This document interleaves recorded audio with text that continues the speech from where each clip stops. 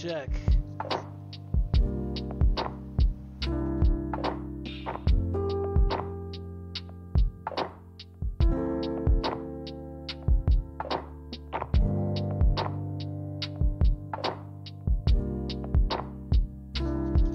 Check, check, check, check.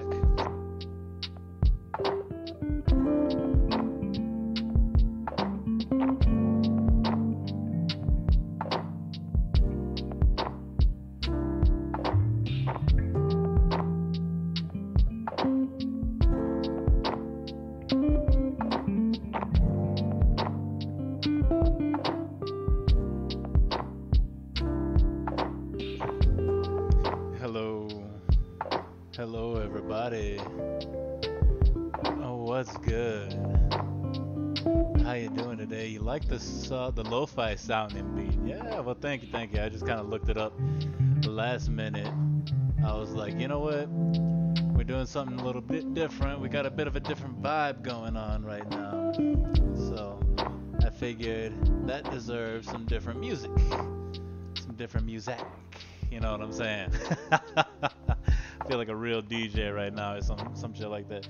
Let me go ahead and get this shit started on the whole reason that we are here tonight. Here in this little clear box, I have what are called Ellipterina javanica, Halloween Madagascar hissing cockroaches, or just Halloween hissing cockroaches. Let me turn on another light. I had turned everything off to kind of like, you know, keep everything darker for the roaches. They like their day-night cycles, and I don't like to stress them out with too much light during the night. But since I'm gonna be doing stuff anyway, y'all need to be able to see me. How's it going? There's 5 viewers right now. Kind of surprised, especially since I'm not doing the gaming stuff right now. Let me turn this music down a little bit. There we go. What's going on tonight, this Sunday evening? It's Ashka. Hey Murata, how you doing tonight? What's going on, Ashka? I'm pretty good. Just got done playing some Dark Souls. Now I'm gonna be taking care of my hissing cockroaches. So welcome. And actually what I'm gonna be doing, let me see here, how do I want to do this? Put that right there. We're gonna be moving them from that box to this one. Now if you see, it's basically the same thing, except this one is more short and long, and this one's tall and narrow. I think this is a bit of a better setup for the Madagascar hissing cockroach. Again, I don't know why I'm looking over here. I'm looking over here because this is where my my test stream is. Camera's over here though, so it does me no good if I'm talking to myself, right? Anywho, I think this is a better setup for these hissing cockroaches, just because it's more climbing room. I also like these setups in particular. These enclosures. What are they? The herp cults. Anywho, they got these sliding glass things. They're a little pricey. They're made out of acrylic, clear acrylic, obviously. But they slide in like that. They hold in with the magnet on this one. This one actually slides in pretty well. This one kind of gets stuck. I have to kind of jury rig a little handle here, but we got it. Anywho, I was saying that I think the hissing cockroaches like more climbing room versus the ground room. So what we're gonna do, we're gonna put some dirt in this, kind of fill it up. I got some decorations over there. We're gonna mess around, have a good time with some roaches, huh? The new Top Gun movie was great. Pretty good. How was Manus the Anus this time around? It was about the same. Got my ass handed to him, but he I learned a lot. So next time, probably coming back tomorrow I don't know if I'm feeling up for it. Anywho, let's go ahead and get some dirt in this bad boy here. All right, I have nothing prepared right now, so I'm gonna be running around back and forth just grabbing shit. Fortunately, I got a very small apartment. So let's see. Let's try not to knock my phone camera around too much. This camera right here, by the way, is my phone. I figured out how to do this, and I was like, oh, badass. Use my phone as a camera. Let's just say it didn't go well. Yes, indeed, yeah, boy. Let's just say it didn't go well. I should probably take my jewelry off while I'm doing this. Some people like to use gloves. I don't. I'm a massage therapist, you know. I like using my hands, and people may find it gross that I do this. I always wash my hands before and after, though. You always got to make sure that you clean your hands before you mess with any animal, you know, let alone an exotic one, let alone an insect, you know, a bug. Although, believe it or not, these cockroaches in here, they're a lot cleaner than you and I are. They're a lot cleaner than you and I will ever be. But that is a story for another day. Ooh, I may be able to use that. Let me go ahead and look at that. There it is. There it is.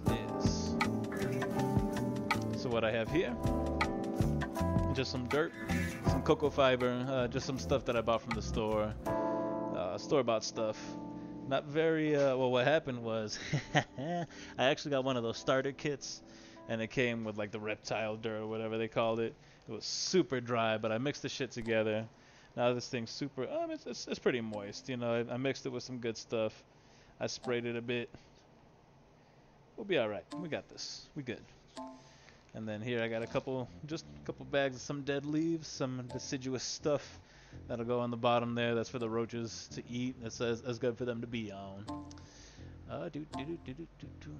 Aztec. I know a few people on the Dark Souls Discord server who might be able to help you out with them if you'd like. Yeah, I'll take all the help I can get. You know what I mean? But I'm not really taking it all that serious. Why am I'm so used to the camera being over there to the right.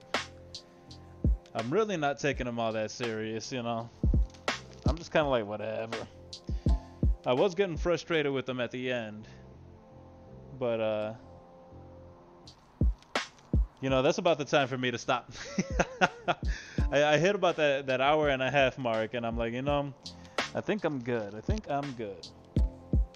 All right, so what we want is more dirt than what we have in here. Now, I messed up with these guys. I actually have a couple critters that I'm going to be messing with today that messed up a little bit. Didn't give them enough substrate, enough dirt. You're looking for about 2.5 to 3 inches. This isn't like a bio tank or anything like that, bioactive or anything. So just dirt, cocoa fiber, you know. Make sure it's not dirt from outside. Make sure it's not potting soil, shit like that.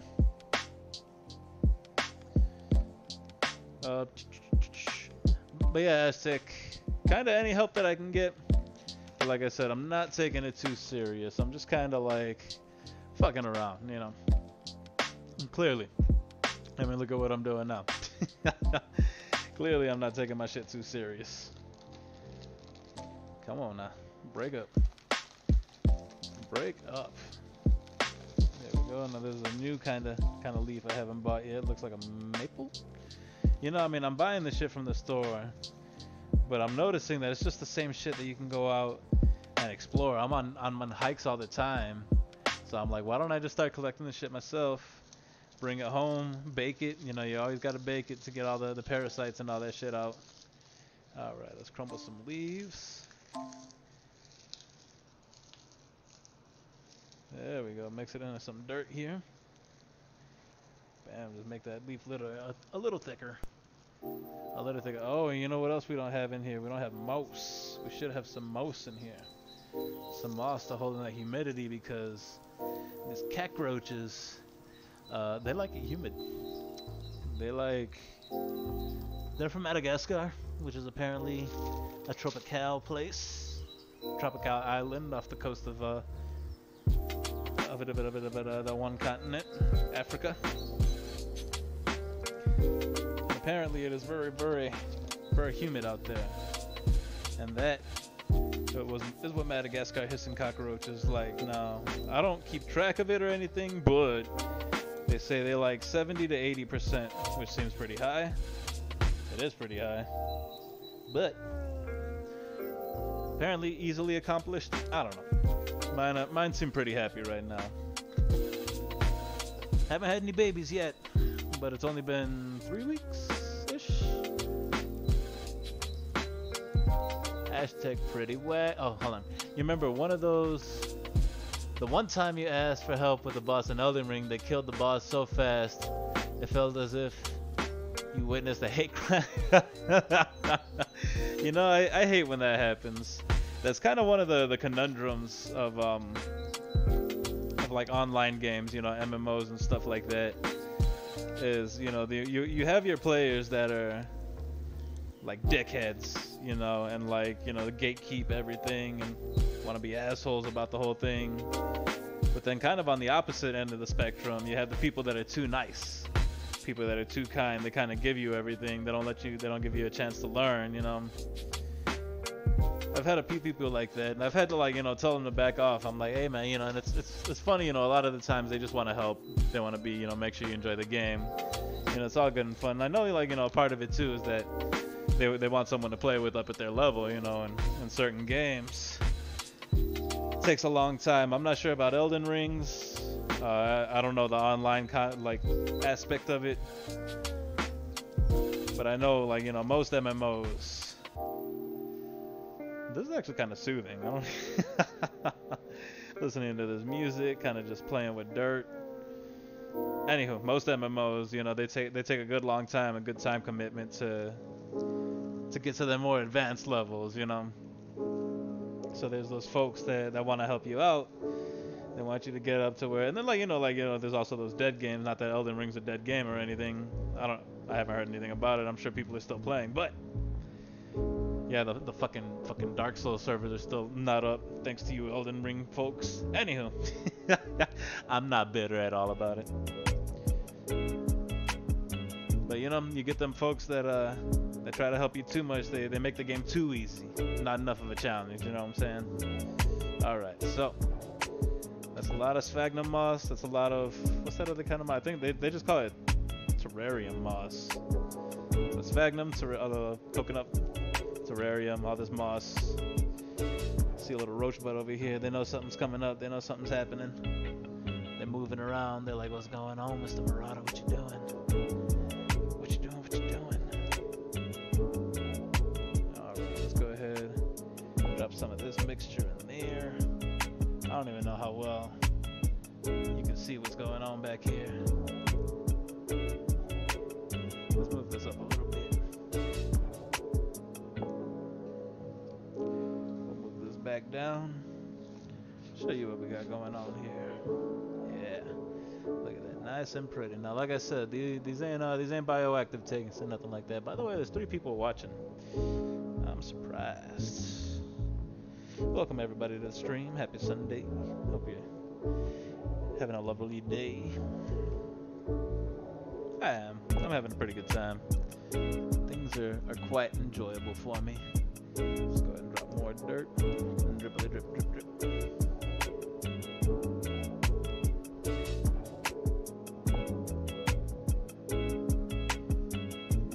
Quite a bit more in shot there.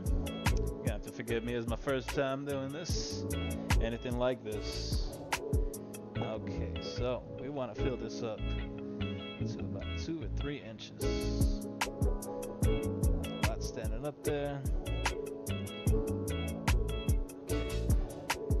Well, that's basically all the moss that I put in here. Now let's get some actual dirt. Huh? Some of the dirt. Get up in there.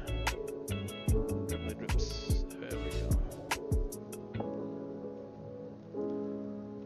You know, when I told Shauna, when I was talking about breeding cockroaches earlier today, Shauna had mentioned something about dinosaurs, and I was like, yep, you know what, they're basically a prehistoric design. And I was like, yeah, it is kind of like breeding dinosaurs. And then I realized what she meant. She was talking about Ark. Ark Survival Evolved. Okay, so this is going to be a lot of dirt.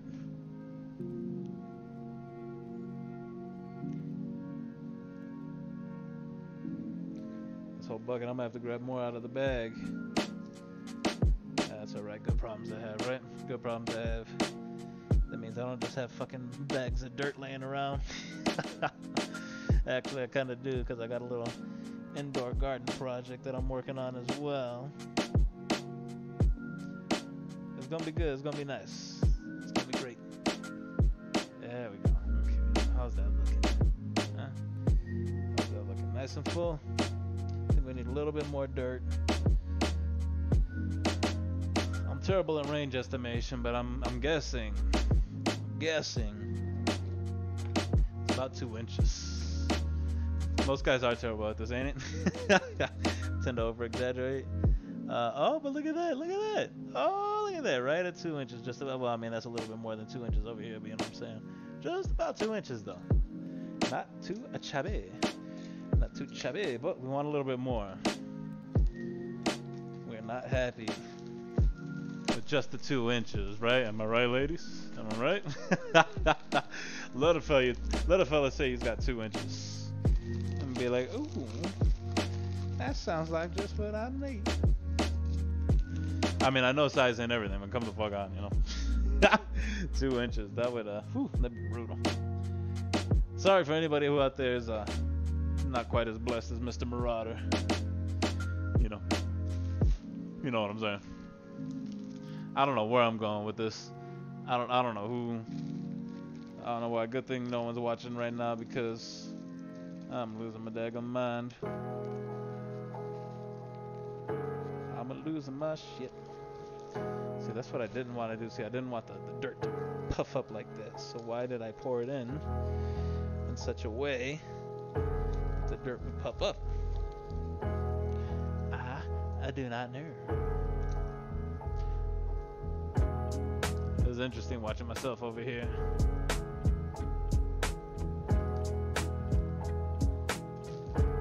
Two different cameras. Trying to get just the right angle. Both of them.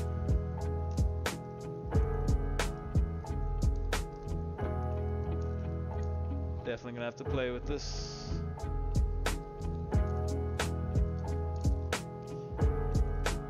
Alright, now.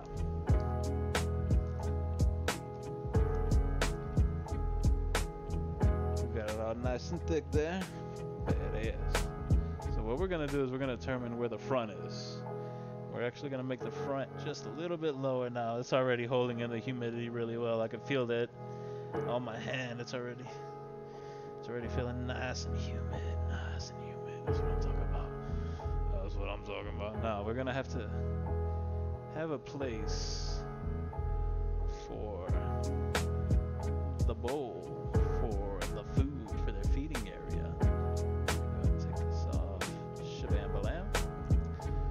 Put this lid down somewhere. It's got to go somewhere.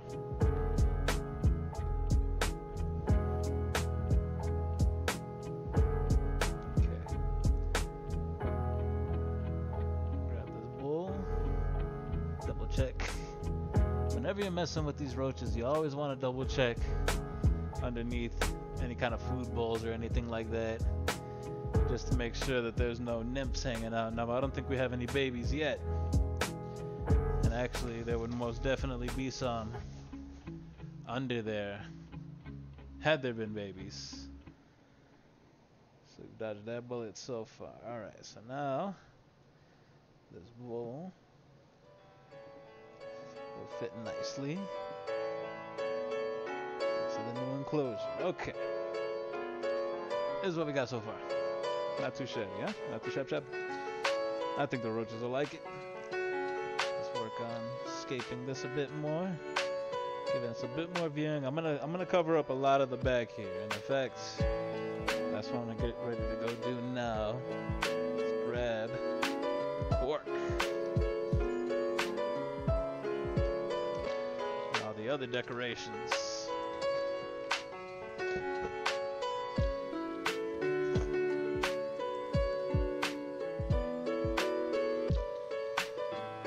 Here we got some driftwood, forgot what kind exactly, and here is some cork bark. Paid entirely too much for this stuff, but you know, my roaches be worth it. Let's go ahead and make sure we get all the plastic off.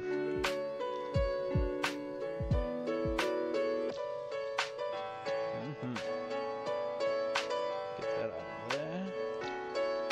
Perfect.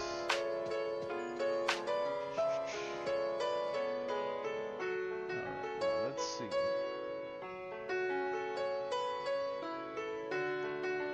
Definitely, they're big fans of this cork bark.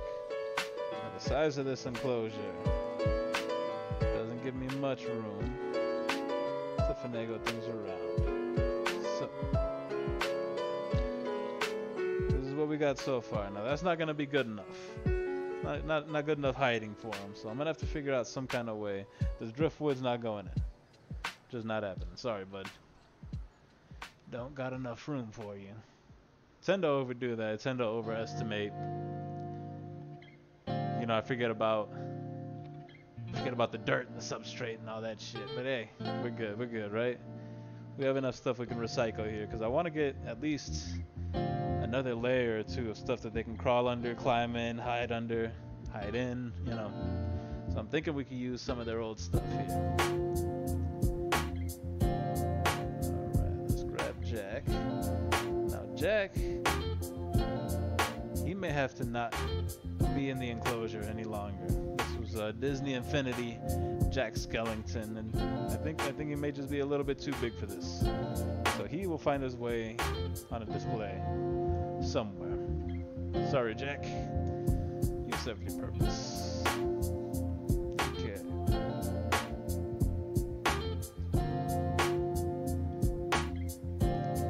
We're gonna do this. Let's go ahead and take this smaller piece of cork bark here. Alright. And before we put them away, check out these bad girls, huh? A couple females here. Really young one right up here. Oh, she's dashing. She's dashing.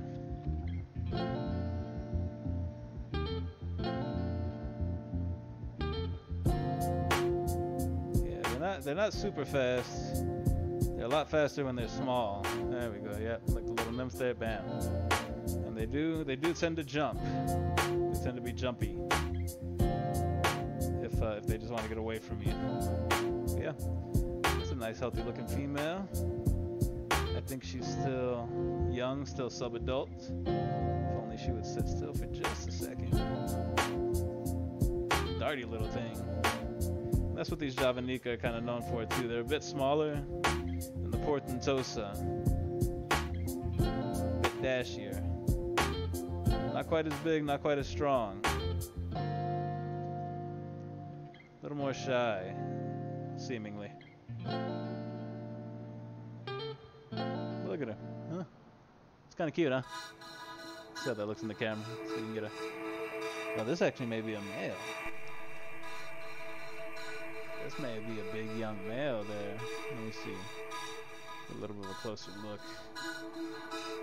Oh, yeah. So he's got antenna. And he's got a segment. Yep, so this is a young male. Pretty sure. He's still got a few more molts before he starts hissing, maybe another molt or two.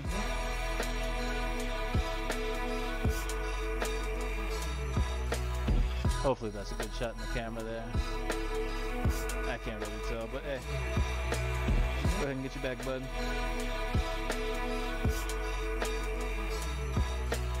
Finger, there you go. Alright, so we'll take this cork. Go back here somewhere.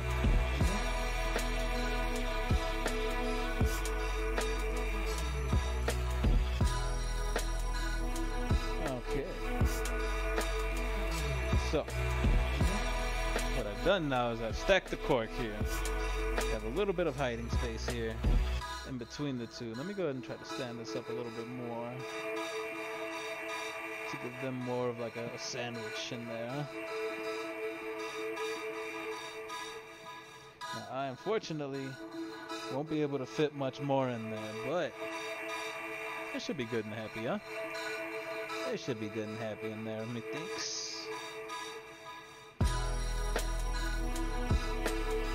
Methinks. debating on putting this water bowl in there. I don't think they'll need it. Okay. Now, let me put this lid back on just in case any of these javanica here get a little excitable, huh? Decide to do something a little crazy. But I got some goodies here. Once again, I probably went overboard. Bought a bunch of shit. A bunch of shit that's not even gonna fit.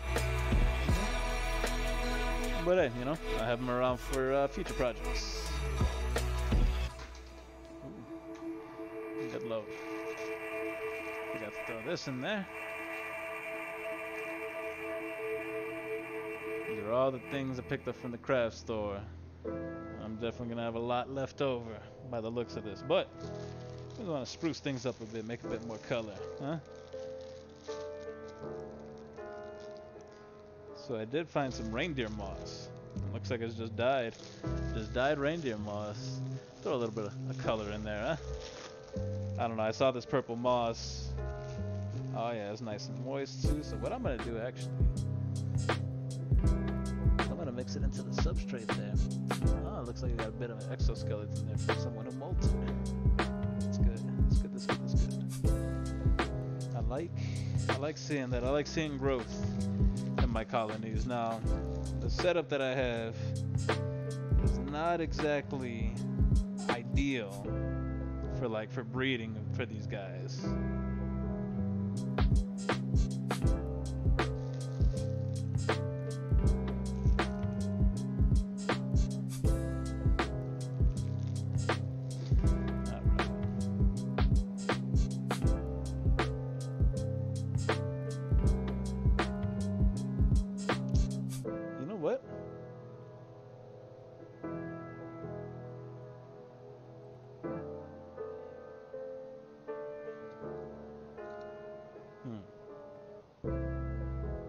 Second thought, I don't think I'm gonna be using this stuff.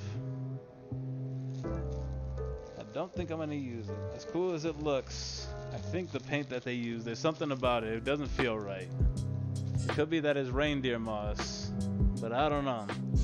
I don't like. I have a feeling that it's the paint. And, you know, that pink purple moss, even though that's what got this idea kicked off, it's really not worth it. No. I have this length of wire here that I tried to use last time, but it was entirely too long. So let's try snip it in half, huh? Maybe I can split it between a couple of enclosures.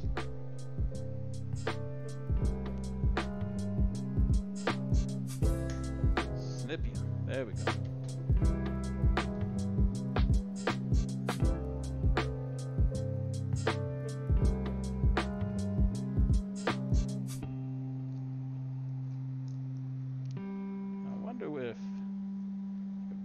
In here, back here, use this instead of this cork bark. This piece of driftwood would look really nice. Oh yeah, I like that. Oh, I like that. Okay, so that's what we're gonna do instead. We're gonna bury this guy. I'm a little bummed about that moss. I was pretty excited about it. I was like, yeah, this purple moss would look badass against these, you know, these hissers. Let me be careful. Not press it too hard against that side there. I don't want to crack it or anything. I don't know how delicate. It shouldn't be too delicate, but it is. Plastic glass. Acrylic. I can't even tell if it's like. There we go. There we go. Get it deep in there. Let me take this off. Definitely gonna pack around it. Yeah. Nice and sturdy. Digging this. In there.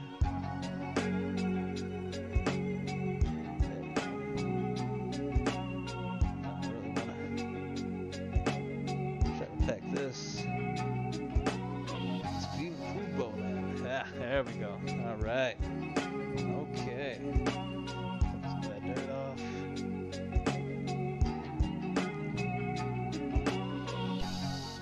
What do we do?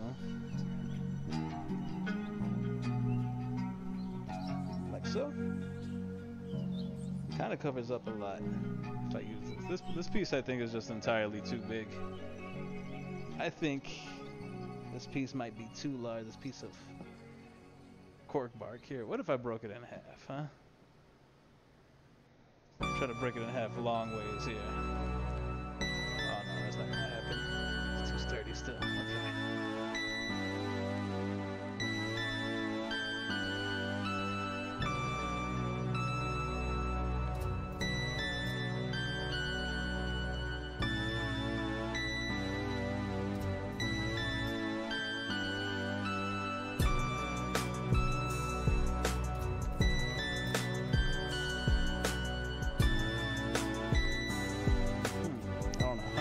Like that.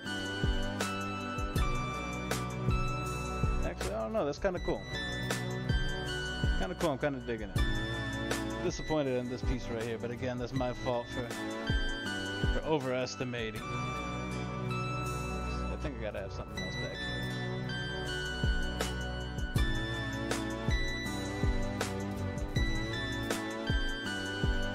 But you know what? We're gonna put in enough of these flowers. I think we'll be good. I think we'll be alright. We're gonna just have this bad boy. Shove this wire in there somewhere. It's gonna be unimportant. I mean, no element of the enclosure is truly unimportant, you know what I mean? But you know what I mean, right? We'll just make that a little vine thing right there, kind of bury it in a little bit. Yeah, do that. Okay.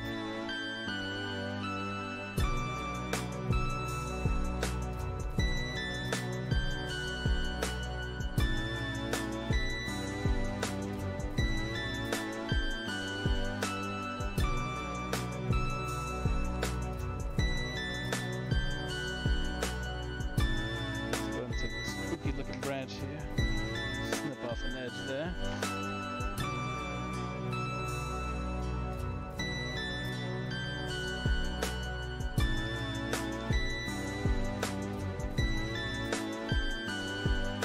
Okay, now.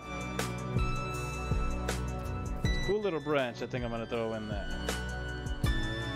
Problem is, there's a little chip of wire right there. So I think what I'm going to do, I'm going to grab my glue gun and get it warmed up.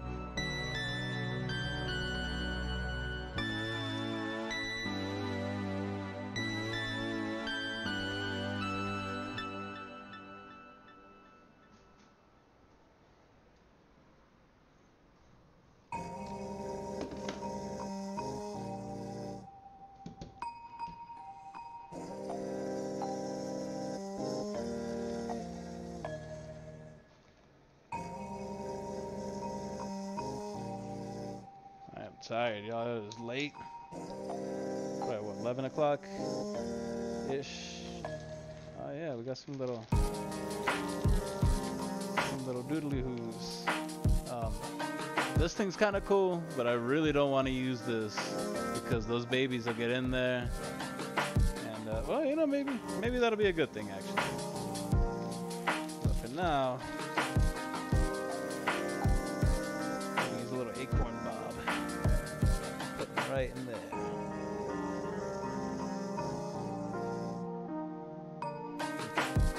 So we got the hot glue gun going. I'm gonna put a little dab right there at the tip just to make sure. Not that the roaches are gonna hurt themselves. Highly doubt that. I highly doubt that. But you know, you want to be safe. I'm already putting these fake ass plants in there. Although, you know, this is cool and all. I was like, I kind of had this idea when I was walking. I've actually had this idea for a while, and I was like, that'd be kind of cool to like, kind of basically floral arrange something for my cockroaches, you know, something that I always wanted to do. But now that I've been doing a lot of research. Like, you know, a lot of people are going towards the more natural, the bio enclosures, and I'm like, oh, that's a new concept to me. It's a new idea, but yeah, Oh, Abdullah, what's going on? Yo, Mr. Marauder, long time. Maverick, what's going on? My bad, my bad. I've been getting in my head here, getting all meditative. How you doing, Cuzzo? How you doing, Abdullah? Bro, you've been much more younger than before. Well, thank you, my friend. I try. I've been drinking from that fountain of youth. You know what I'm saying? That fountain of youth, just keeping it young, keeping it real. Maverick, Cuzzo, if you're still there, what's going on, my brother? I'm sorry. I don't know how long you were sitting there waiting for me to respond. I've just been kind of in my head, talking, doing the streamer thing. You know what I'm saying? Making an enclosure for my roaches. For my cockroaches. Mis cucarachas. Alright. So I'm thinking, let's go in there. Maybe just a couple of these. Well, let's start clipping and find out, huh? Let's start clipping and find out. Got the hot glue gun going over there. I don't need it like right now, because it's not like I'm throwing them in there just yet. Oh, I got a third little branch.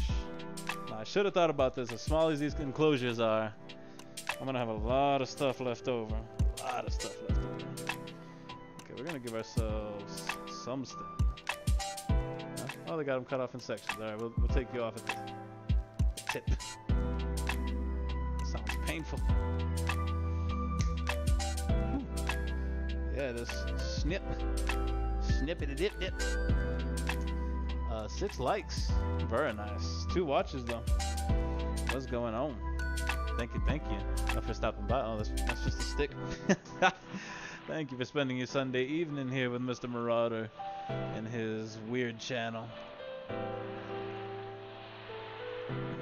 I don't know what the fuck I'm doing, y'all. Y'all gonna hear me say that a lot. Oh, do I want it that long? Is it? I know she does. Ooh, nothing but class here, huh? Nothing but highbrow jokes that only the most sophisticated of folk would understand. Now, if I shove that way in there, that might be that's a lot of hangy there. Okay, so this wire's gotta go. This wire's probably gonna be like the last thing I put in there, because it is annoying. Hey there. Oh, you're a pretty one. Okay. Kind of looking forward to going through the javanica. I haven't done so in a couple of weeks. I haven't really messed with them. Just kind of left them alone. You know, I was like, I'm gonna let the colony grow. I'm gonna leave them be. Not mess with them too much. You know, that's one of the hardest things about the hobby. Not just cockroaches, but you know, exotic pets in general, especially ones that you can like handle. Like, you know, you get them home, you want to handle them, right? Like, you want to mess with them, you want to make sure they're good.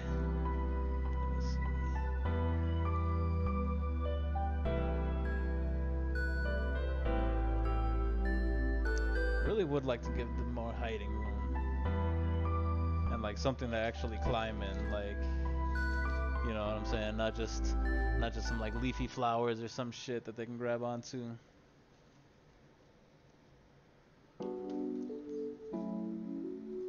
Really feel like I could break this. Oh, I can. Achilles. All right. So now we have more to play with. Yes, this is part of the fun, you know. Part of the fun of owning these kind of creatures is really just playing around. Look at that. That's them strong massage therapist hands right there. That's what I do all day at work. Break shit, make people shit crack.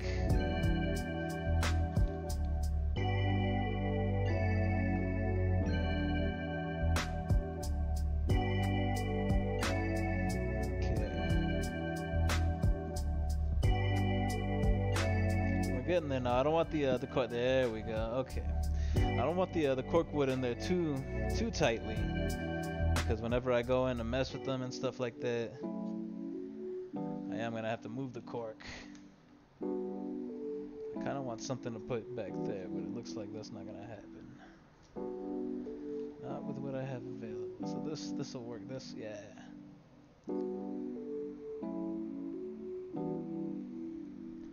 And I should probably, for the roach's sake, put this the other way, like this, maybe.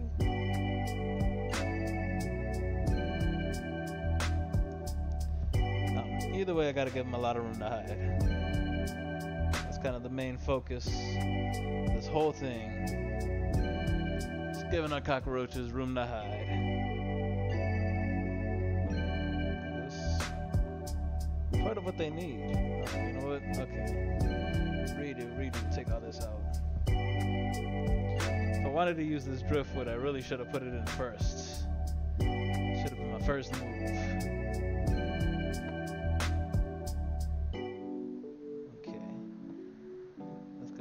Shimmy that in, huh? Yeah. I don't want to keep hitting it against the glass. Really not leaving me much choice. Here we go. Okay. I need you to get on in there. Yars. Okay.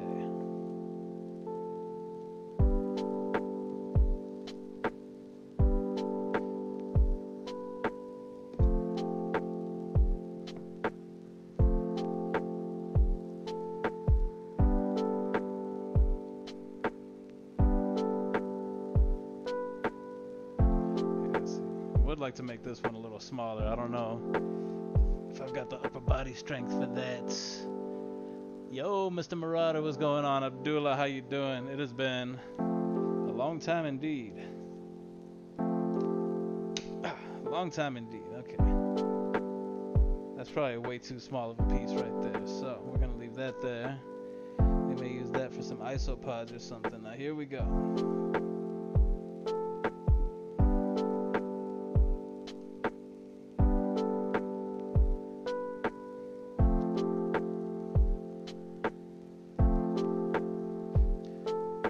That's not the most prettiest thing.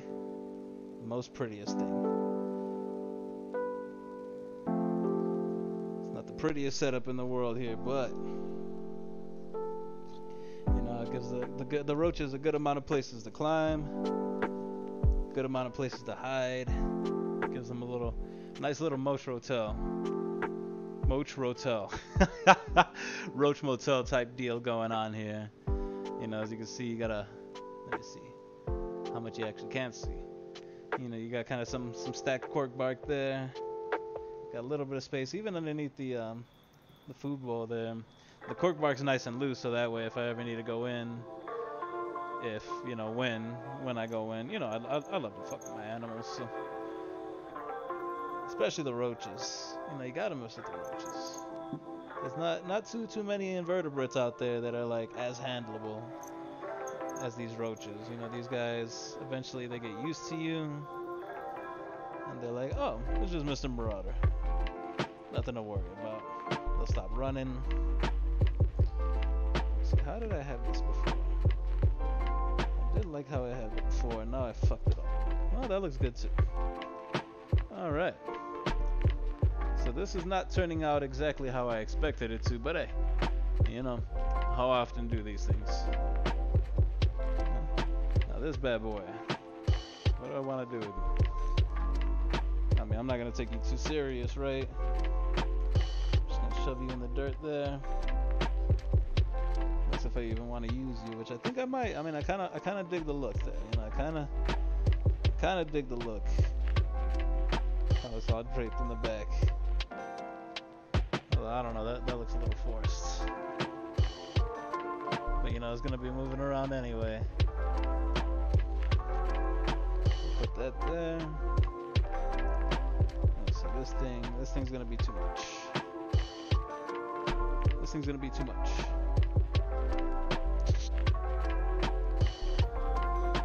And even this thing, maybe, you know, Maybe I won't be using this fake shit. Here I was thinking, I was like, you know, I'm gonna add some pops of color. I'm gonna do this and that. But now I'm like, you know what? I don't think I will be. You know, we'll put this in there for some height.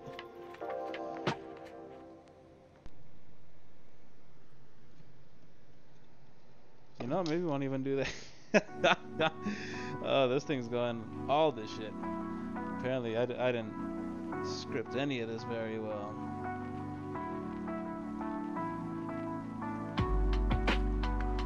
Yeah, you know, the whole point of this is, though, like, you know, I kind of want it to be a little pretty.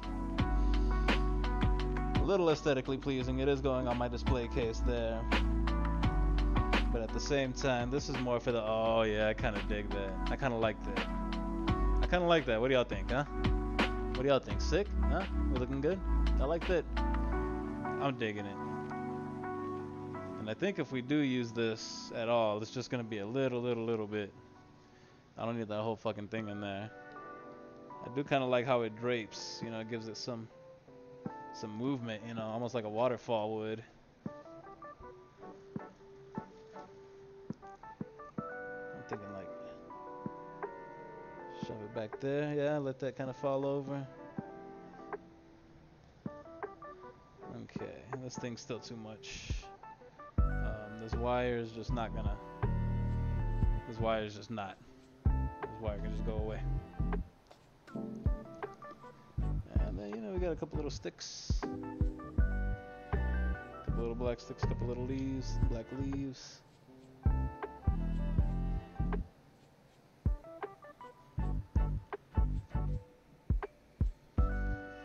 Yeah, I don't know though. I think I'm kind of liking it without it though. Just like that, you know. Kind of want to give them more climbing space, more shit to climb on, more verticality, you know.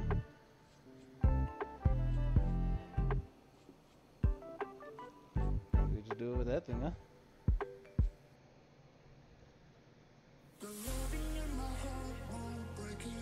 Put that somewhere else. This can go away. Yeah, I think we're not gonna do. I think we're not gonna do the fake shit, which is kind of surprising. I'm kind of just digging at how it is now. You know, I feel like maybe another small piece of wood.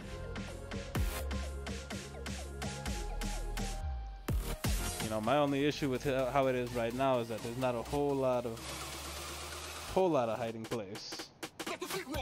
This. That may have fixed it though. 3 pieces of cork, got that driftwood. It's all nice and stacked. I'm trying to avoid using the egg cartons anymore, you know what I'm saying? Alright. I think we're good. I think we are good. You know? It's not beautiful. She's not beautiful. But she gets the job done, right? Let's get a closer. Let's get a closer look there, huh? Not too bad. Not too bad for what we got, huh? I was hoping maybe getting some vines up here or something like that, but you know, stuff just isn't worth it. This thing, I don't even know why I got this thing. This thing is useless. And all that fake shit that I bought, you know, maybe I should look into like getting this all bioactive enclosures, you know. Okay. So, now what? Now we get the roaches in there. Let me double check, make sure I got everything. They don't necessarily need water. I'd make sure I mist them twice a day, so they don't really need a water bowl. Yeah? Alright, let me go get some food. Grab some fish flakes. No, I didn't prepare any of this ahead of time. So, I gotta chop up a couple vegetables. Vegetables.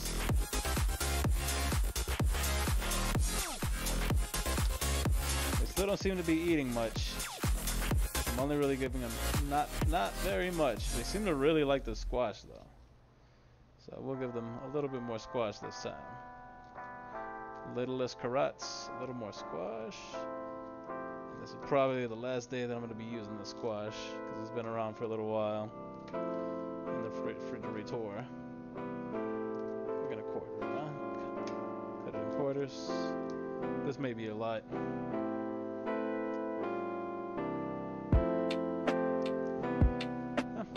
Generally speaking, this is their diet. A couple things of carrot, a couple things of squash. Go ahead and drop it right in the bowl. And you always want to get your protein. I like fish flakes. They're nice and small for the nymphs. Nice and easy for them to bite. Here we go. Just put those in nice and easy, not too many. And like, you know, even that little bit of food in that little bit of food that I put in there is probably a lot. It's probably too much. Probably way too much. But, you know, I'm very diligent about cleaning up after these guys, especially now. Now that they're actually established. Okay, so the fun parts. Now we get to pull out these javanica and actually have a look at them, see what we got going on here before we put them into their new establishments. But I just want to make sure we got a good view before we do anything too harsh, anything too drastic.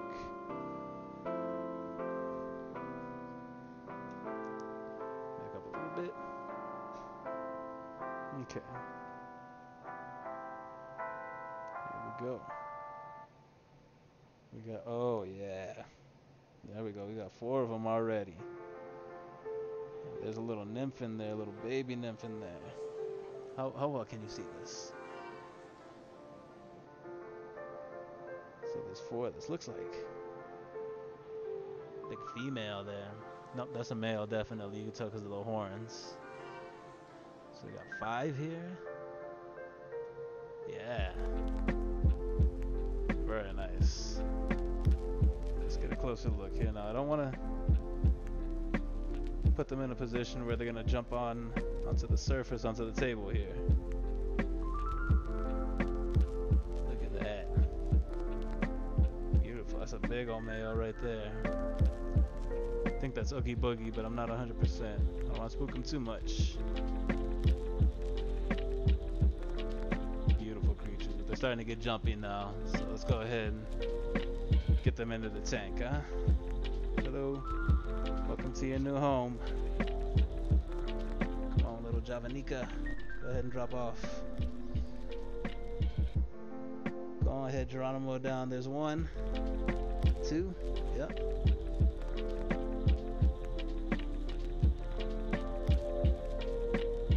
Off you go.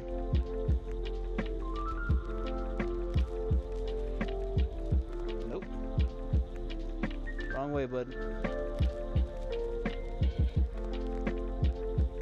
Male and female just don't want to get off. There we go. Nope, nope. Don't you want to go home? Don't you want to go to your new home? This place is better for you. Okay, well, the one that I don't want to lose, they're giving me the run around here. The one I don't want to lose is this little guy here, the little nymph. I want to keep an eye. This one right here. Let me see if I can get a... I'm just gonna put this log down there, see if they climb off. Give you a little glimpse of what a baby looks like now. This isn't a baby, mind you. This has been through a couple molts, 2, maybe 3, maybe 1.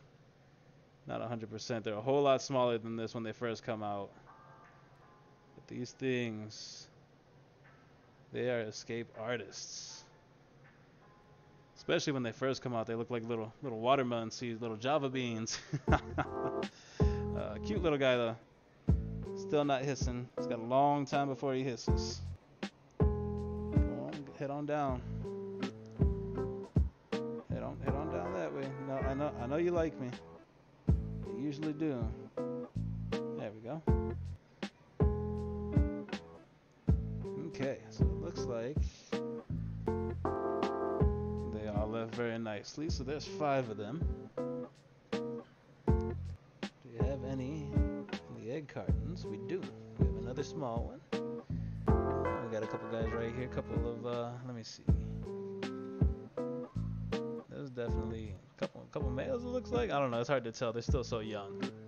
Still so young. It's gonna be a little bit before these guys are established into a full-on colony, but I think I have a lot more males than females, which is unfortunate. You know, I'm gonna have to change that one of these days. But you know, we're still leaving them be. See what happens with the colony. All right, come on, guys. That's 5, 6.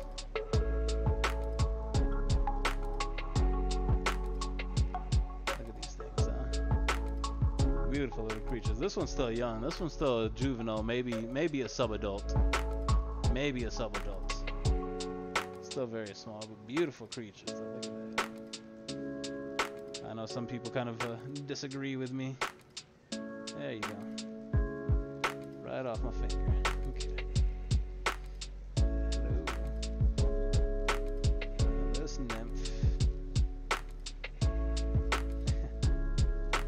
Yeah, you're a darty thing, huh? That's another thing. When they're nymphs, they're small. It's kind of interesting. Like, you know, you get them closed in your hand and they kind of calm down. Kind of like a bird. You know, like you shield them from the light and they're like, okay, things are calm, things are cool. This guy, you can tell he's starting to leave his nymph stage. He's starting to come into his full patterns, into his full javanica pattern. Oop. My bad, bud. What chick? Yeah, you're a slippery thing, huh?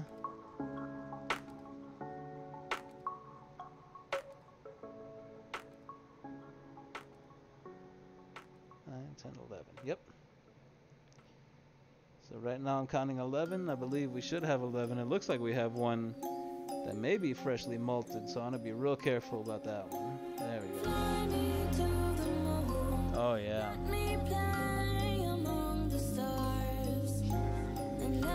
This one's jumpy, too.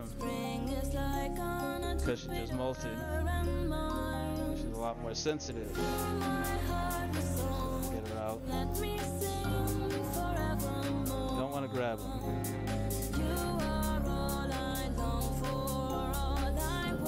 Well, I don't know if you can really see this one. Let's go ahead and try to get that closer. Huh? Right in there.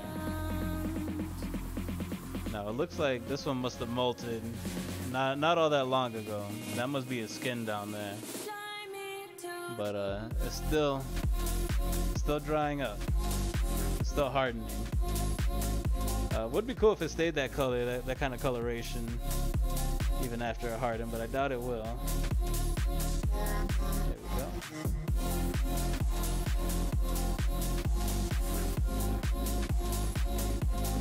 I'm not gonna lie, I lost count, but I do believe I counted 11. That's exactly how many there should be. Alright, little female here. Ooh, you're a flighty one. Ooh, almost got away. Almost got away, girl. Almost got away. Fast. Good Lord, you're fast. Yeah, see, it's funny because like they're real fast now. Not so fast when they get bigger. This one isn't calming down. She's like, no, I don't want to be gripped. I don't want to be gripped. That's right. They're gonna be nice and socialized by the time they get to their adult molts.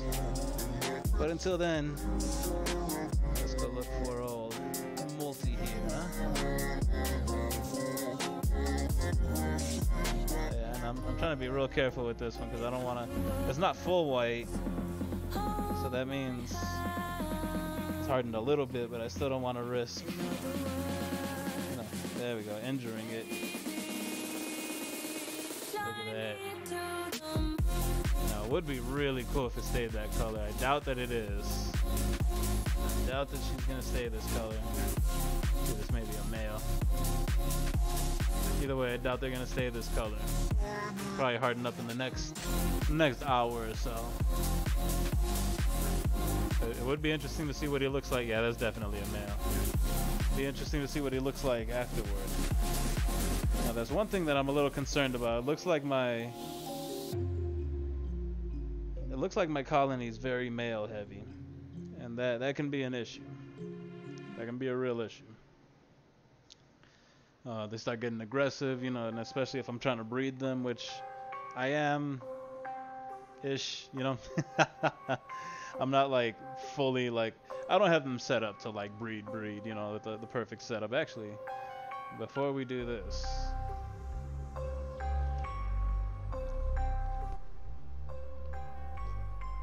we gotta spray them.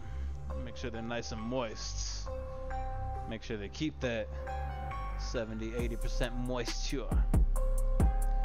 Alright, you don't really want to spray the whole thing. I don't like to spray their food, so I'm going to keep spraying pretty consistently on this side. Yeah? Spray good and heavy. Sometimes you'll see them come out, start drinking the water, but it looks like they're settling in nicely. I'm loving this. I really am. Yeah, thank you guys for being here. I appreciate your time, your watching, your viewership. Especially with something that's as odd as these things are. But, you know, Ellipterina javanica, the Madagascar, or excuse me, the Halloween hissing cockroach. Beautiful little things. I'm gonna go ahead and throw these egg cartons away. I want to get away from using egg cartons and shit like that, you know, fully. I want to go full natural, I think. Which is part of the reason, I guess, why I'm not using this stuff, you know. This basura here. I guess I could do something else with it. I don't know. This basura. Alright, so let's get this tank out of the way. We're going to do something with this tank here pretty soon. We're going to be moving some isopods in. I'm excited for that. Let's go ahead and shut this for now. Going to leave that same substrate in there. It'll be a little easier to set up for. Let's move this closer here. The tank's kind of nice and heavy now. Yeah. Okay.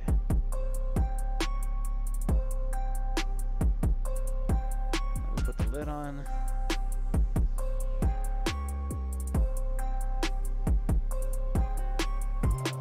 You know what? I should probably wipe down the sides first real quick. Not this side, not the wet side there. I'm gonna leave that there, but the side with all the dirt. Oh yeah, get that all off.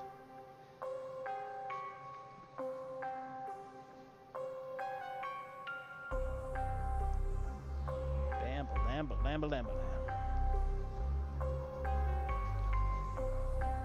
Still got a lot of dirt up there, but you know what? We'll take care of that later. It's getting late. I'm getting tired. I got other things to do. So let's go ahead and shut this. Yeah, shut it for the night. Leave my javanica in there. I'm going to go ahead and write this down in my journal. Got them in a new enclosure now. I got these guys in here. I think I'm going to get a few more of these, and I'm going to set up the rest of my roaches in there as they come along. But check this out. We're going to do a quick flyby. Lovely, ain't it? Very simple. A couple things of cork bark, some dirt, cocoa fiber. Yeah, check it out. We got a roach bed right there.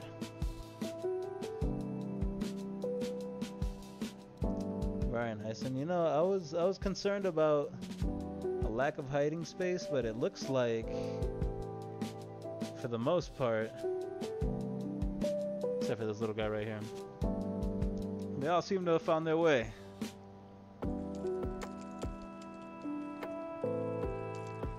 I dig it. I like it. Let me know what you guys think in the comments below there. I think it's pretty sick. I'm really digging these guys. These critters.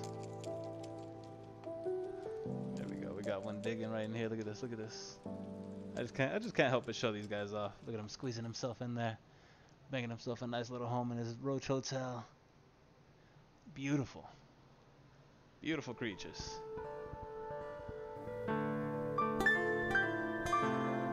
Let's go put the camera back.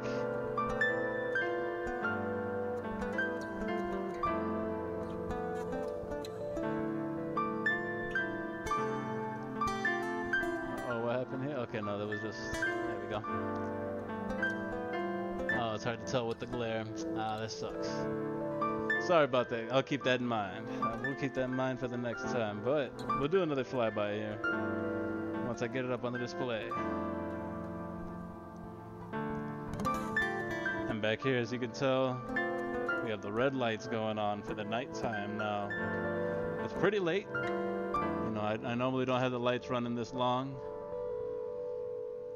They get about 12 and 12, you know, ish. It just kind of depends on, you know, what my schedule is when I'm home and what the lighting is outside. You know, try to keep it natural, just kind of what it is. But they like plenty of darkness. Like plenty of darkness, plenty of privacy. It's beautiful, ain't it? I can't wait. I can't wait to get the rest of it filled. Speaking of which, I'm gonna go ahead and work on that right now. So, I had mentioned I had plans for this tank right here. And we're going to go ahead and act those plans, huh? We're actually going to use all this same stuff. Maybe not the Aztec bone or the fish bone, because they're just unnecessary. There we go. But this stuff. And we're even going to use the same substrate. We just got to mix it up a bit. We got to loosen it up.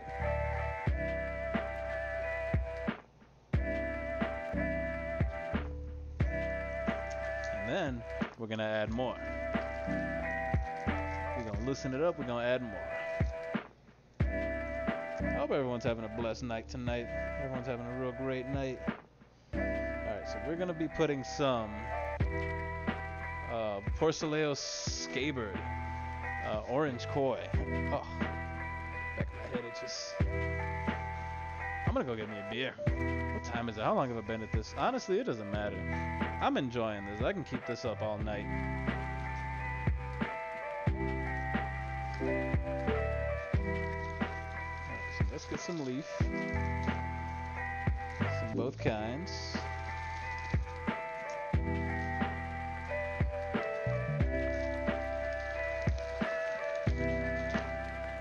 Alright. Now, I don't want to add too much in here because the container that they're in has a good amount of dirt already, and I'm just gonna have to add all of that in there because they're already breeding, which is the whole reason that I'm adding them into this enclosure, because they're already like good and ready to go. You know what I'm saying? Like they're already like, yeah, we got this, boy, like bunnies.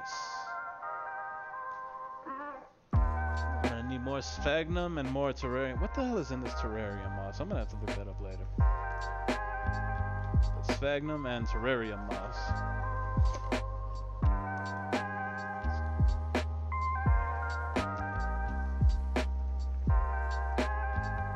There we go. I'll rip you up in a second. Not a whole ton. We don't need a whole. We don't need to cover the whole thing. And actually, now that I think about it, they already got a bunch in there with them. So we'll just spread out what we have now. We're gonna add bit more dirt, because they do need more dirt. Again, about 2 to 3 inches worth there at the bottom. Shabam badam badam. Put some of that rep soil. Probably a little too much. That's okay. No, we good. We good. That scratchy noise, man. I don't want to be scratching shit against this acrylic. This thing's expensive. Good size. It's only about the size of, oh, maybe not even a 5 gallon. Maybe like a 2.5. Like they're tiny little things. Honestly, not very much that I would recommend having live in these things. They just don't have a lot of room. Okay, a little bit more dirt. Again, not much because they got dirt coming with them. And I'm gonna need some more repti soil. That's kind of surprising. Like considering how everything else was going, I thought I wasn't gonna need some for a while, but hey,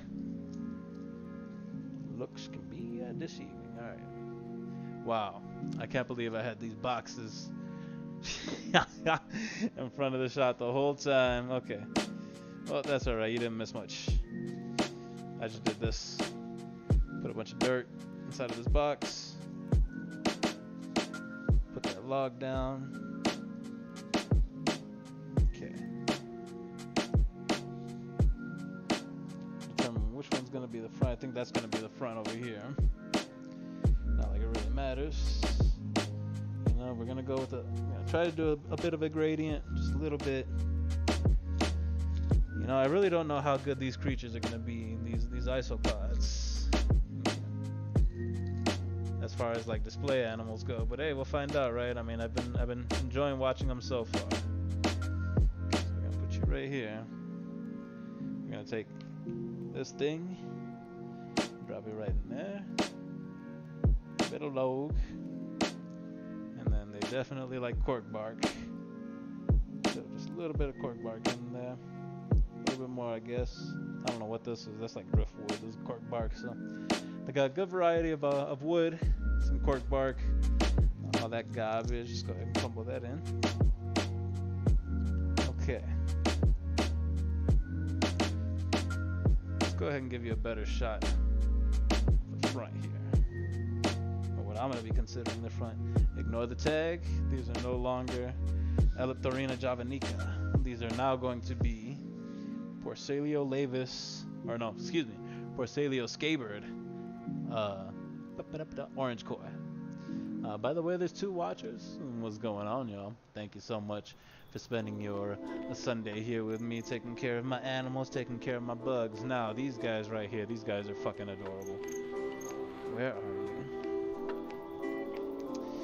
Porcelio scaber. I put them in this little tub. I thought it was gonna be more room than what they had in the tub that I bought them in. Really wasn't much more room than that. But here we have it. You know what I'm saying? Here they are. Now the setup, apparently for most isopods, is basically the same. You know, it's just like I may want a little bit more substrate. About 2 to 3 inches of substrate. I think I'm being stingy on the substrate. Maybe I should just dump the rest in there, huh? Let me give them the rest of this dirt. Stop being stingy. I'll just have to take care of the rest later. Maybe not the rest, but a good amount here. It's like, hey, come on now. Give me something to dig in. I don't know what I'm saving it for. I was just saying how I don't want fucking bags of dirt laying around my house, and here I am being stingy with the dirt. Okay.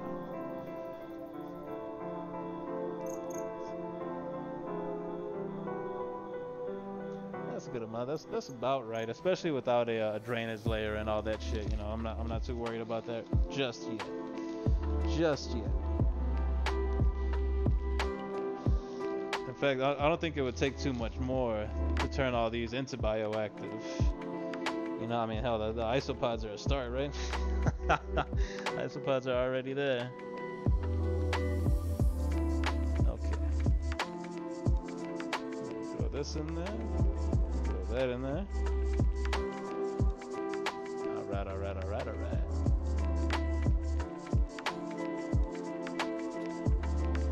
And then, oh, what did I do with them, huh? I just had them. Having a real hard time finding a little dish to use for food. There we go. It's right next to us. And then I realized, I was like, bam, with the amount of isopods we have, how little we have, we really don't need all that much surface area for the food, you know, because like the fish flakes are gonna go bad, they're gonna get moldy and stuff like that. So this will just make it easier. Fill this little cap up. Perfect. There's not a whole lot of moss right now, but there will be when I open this up. Now, Porcelio scaber, orange koi. I literally picked these up on a whim. I was Isaac, what's going on? Looking good? Hey, looking good. Right back at you, my brother. These guys, literally picked them up on a whim. I went to the reptile store and I was like, let me see your isopods. And I saw that one said orange koi, and I was like, all right, you know, let me see them. Alright, I'm gonna take off my glasses for this one because it's getting a little hard to see. It's a little dark in here right now. Let's pick that up, make sure that doesn't fall over. We need that. Okay. so Armadillium Scaber. Orange koi. Now I'm already getting some mold in there, so I'm very glad that I'm taking these guys out when I am. Let's go ahead and take all this food out and actually get rid of some of that mold too. Let me see. Let's see how much of this you can see. Tilt it more, tilt it more. But yeah, that white right there, you want to avoid that as much as possible. And oh look, there's a bunch of little babies running around in there. Yeah, those are definitely baby Scabers there. Let me see. Let me see. I'm trying to tilt it. So actually, what am I doing? Okay, so first, let me go ahead and get rid of that fuzz. Can't win if you don't play. Yeah, the little babies running all in there. You guys may not be able to see it. There's definitely a handful.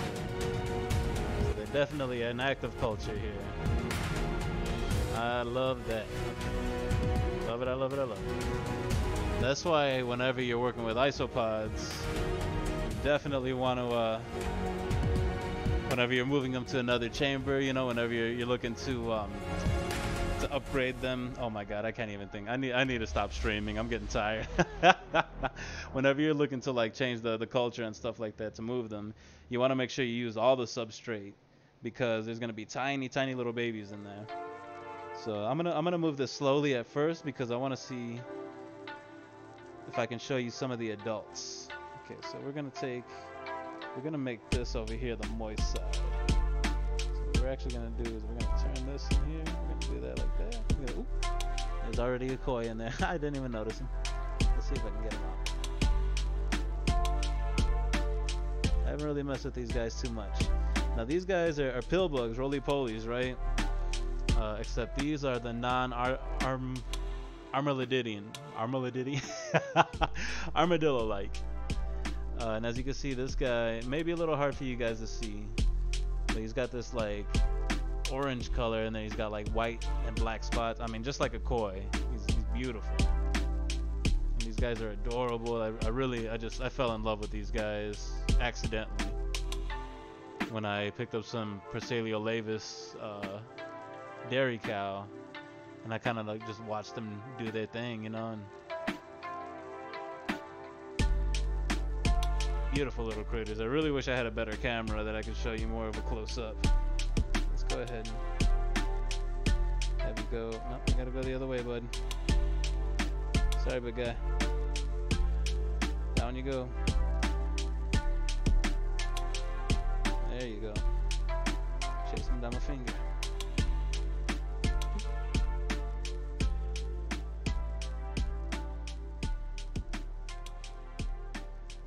No, he really doesn't want to go down, does he?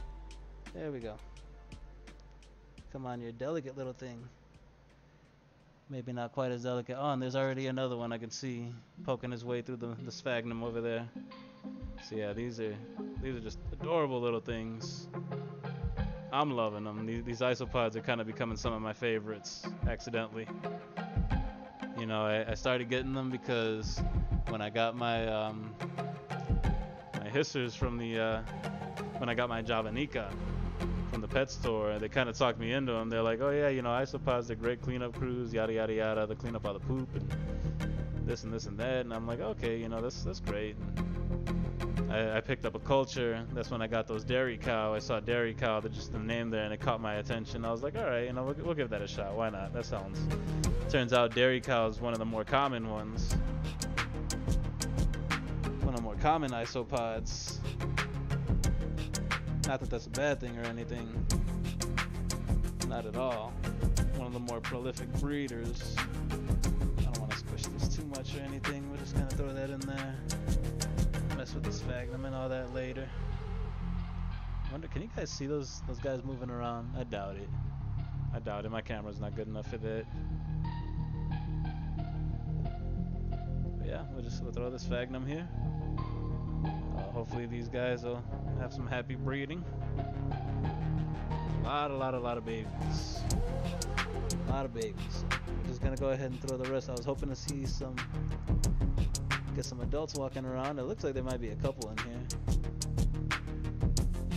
but most of them are in that moss. There's a ton of little babies. Ton of little babies in there, and I'm very happy about that. I mean, like, you know, whenever you have these things, I mean, that just shows that they're good and healthy. You know, that means the brood is doing well. The brood is doing well. Since there's a bunch of babies, so let's go ahead and just kind of knock them down. Oh yeah, there's a bunch of subadults here, a bunch of juveniles. Yeah, we're looking good, y'all. We're looking good. Persaliolavis, no, Persalius Scaber. Orange koi.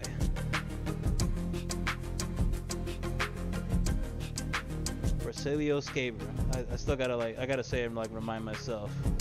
Yeah, see, that was a lot of dirt. That was a lot more dirt than I expected. I kind of thought that might happen, but that's all right. You know, that's why I cleared out the top here, right? And let's be real gentle with how I throw the dirt here, because there are all kinds of babies and juveniles and subadults. You see, there's one right there. Oh, he's cute. He's got a black dot on his head. You guys are cute. One of these days, these things are gonna be running amok in here. Just you wait. Just you wait, my friends. Okay.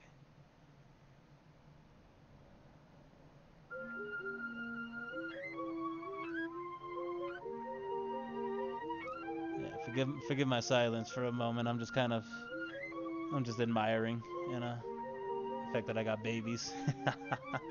I don't think my Persaliolavis have started breeding yet. My dairy cows, I don't think they're there yet. We're gonna check on them in a second, though. I'm very happy with this. Yeah, I'm very happy with this setup. Yeah, I can kind of see it a little bit. All right, cool. But thank you. Go ahead and do an overview here. There's one guy right there, crawling around. I mean, I bet if I were to like lift this up. Yeah, they're in there somewhere. Yeah, all those babies, man. I'm excited about that. That makes me happy, seeing all those babies there. Yeah, these guys are still gonna be buried in this moss. That's alright though. One of these days, we're gonna look in here and they're just gonna be everywhere, especially when I come to feed them. But speaking of which, let's go ahead and put the camera back down. Oh yeah, they're walking around all free. Boom. I'm happy. I'm very happy with these guys. You know, I didn't think isopods, I didn't think roly-polies were gonna make real good pets, but they really do. You know, once you kind of understand them, once you understand like their role in society, what they do. Isopods are amazing little things. Let's go ahead and give them what I'm going to feed them now. They're even eating less than las cucarachas. You know what I'm saying? So we're gonna give them a tiny little bit. And actually, now that I think about it, I forgot I had this over here. I probably should have gave some to the roaches too. But got a little bit of eggshell from an omelet I made earlier today. And then we're gonna make this spot, this kind of barren spot right here, the food spot. Yeah, this is where all the food's gonna go. So if you guys want to come eat, you gotta come out of hiding.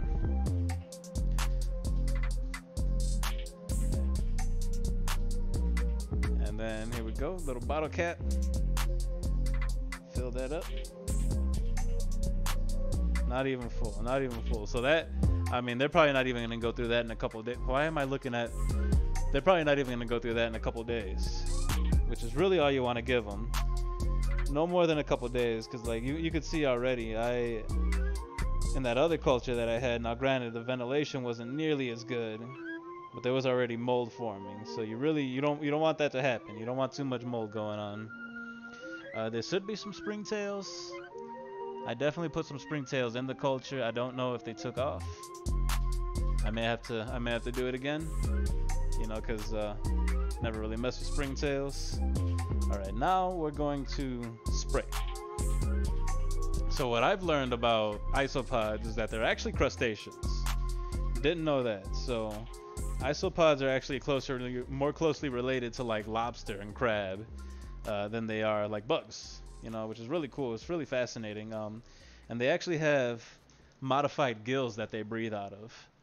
So that's part of the reason why they're so, well, not hard to keep alive. They're actually really easy to keep alive once you figured it out. But that's why so many of them died when we were kids, you know, because they actually breathe. They actually have gills. They have modified gills, and they need the substrate around them. They need the dirt and stuff to be real moist, because that's how they breathe.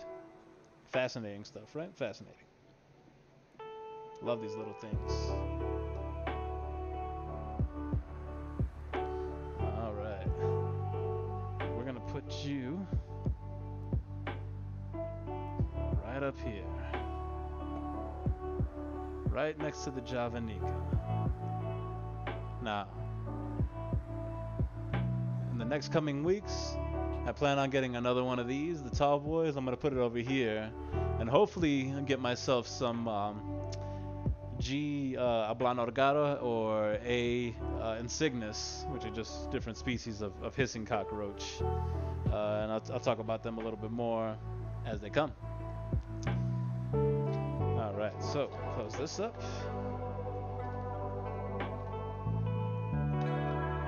You know, I don't know how y'all are feeling about this. I'm really digging this. I'm really digging this vibe. Just kind of chilling. One more big thing I gotta do. There's another culture of isopod that I gotta get ready. I gotta get a house for, because where they're living right now is just far too small. And they're not gonna thrive there. Now, got me a little tub, a little 6-quart tub. Nothing wrong with it. No holes, no nothing. I need the lid. Where did I put the lids? Bingity bingity bing bang. There you go. Clear lids so they're hard to see.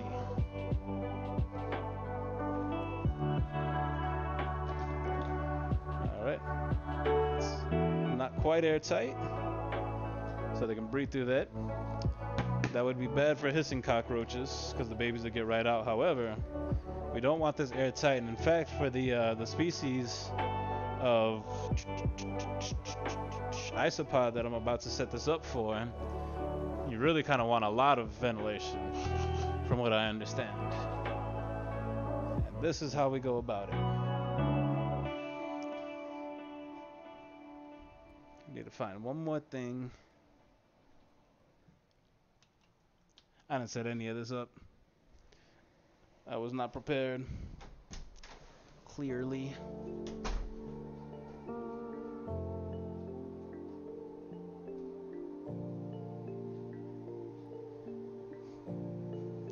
You know, in a studio apartment, you would think it'd be hard to misplace anything.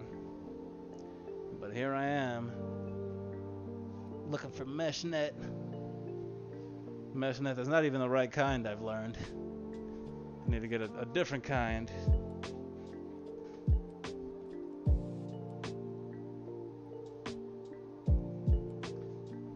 Where the fuck did I put it? Oh, like it's a big fucking roll of mesh. It's not like something like that's very inconspicuous. You know what I mean? Should stick out like a sore fucking thumb. Where the fuck did I put it? I'm losing my damn mind here, y'all. Should have did this way earlier. I wanted to do this last week. My lazy ass just never got to it. Now here I am, midnight, running around my apartment, trying to find some fucking mesh, some screen mesh, so I could do my damn job here. You know, I may just cut the holes open.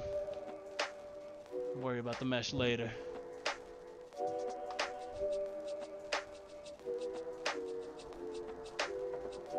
Yep, that may be what I do. Alright.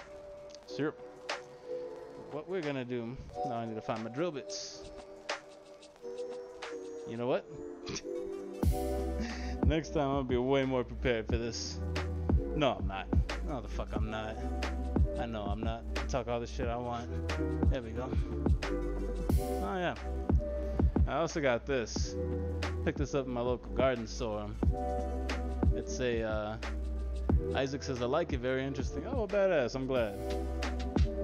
Went to my local garden store and I found this. It's an egg case for mantids. Apparently there's 100 to 200 eggs in there, and they're gonna hatch any day now. So I just kind of leave them out. But yeah, Isaac, I'm glad you're enjoying. I was super fascinated by this stuff myself, especially when, like, you know, like I said, it was when I went to go get the cockroaches, because like apparently isopods are kind of a newer thing, like within the last like decade or so that people have been keeping them, and they were keeping them as janitors, as cleanup crews in their like bioactive tanks. You know what I'm saying? Like the tanks that are kind of like that, a little bit more natural. Like bioactive, they actually have like a drainage layer, and it gets a little bit deeper.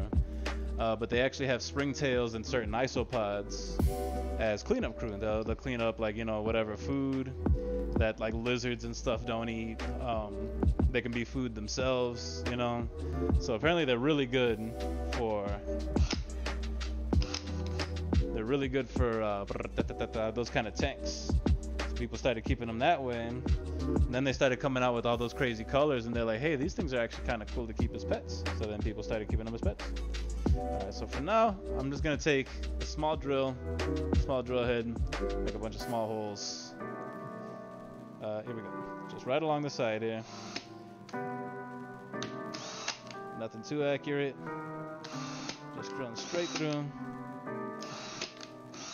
Easy to do considering that it's soft plastic. Oh, and there goes my drill. Now this is not exactly the highest quality drill that I have here. It's a Walmart brand Heart.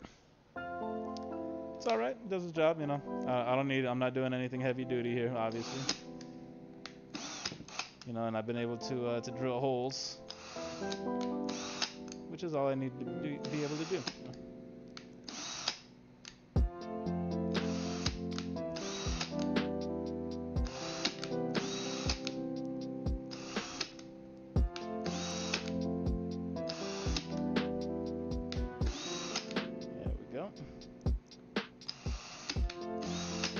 Almost there.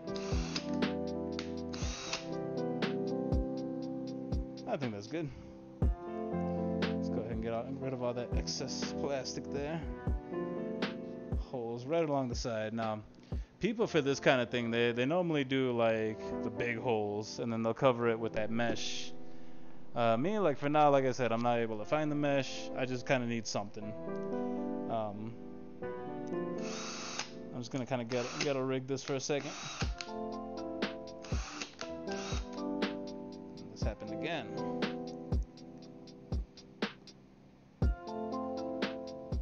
Oh yeah, I'm also not the best with tools. I'm not exactly what you would call tool savvy. That's why I'm kind of fighting doing a welding job. I always get hurt, man. Fucking get hurt every time. It's brutal. Wrong way.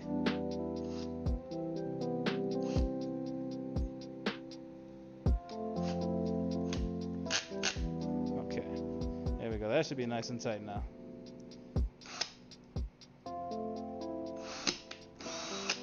There we go. In and out.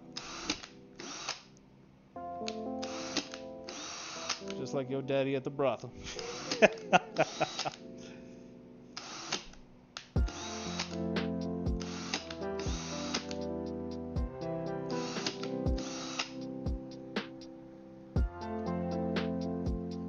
This is LOL same. Gotcha. Yeah, man, like all through welding school, I got burnt so many times. I melted so many gloves. I caught on fire one time. Boy, half my shirt was ablaze before I realized I was even on fire. I was like, "What the fuck's that smell?" And then, sure enough, poof, Mr. Marauder's on fire. Mr. Marauder's on fire.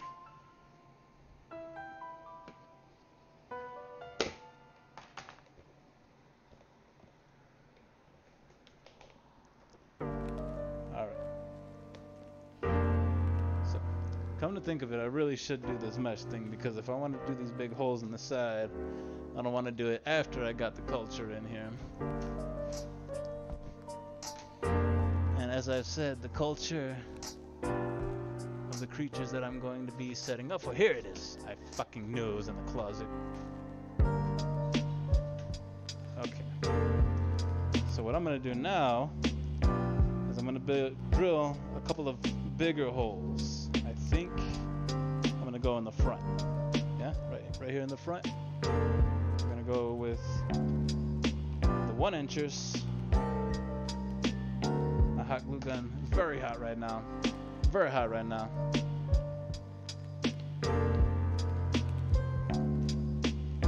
Oh, there we go. Open up. Put the drill bit back where it came from.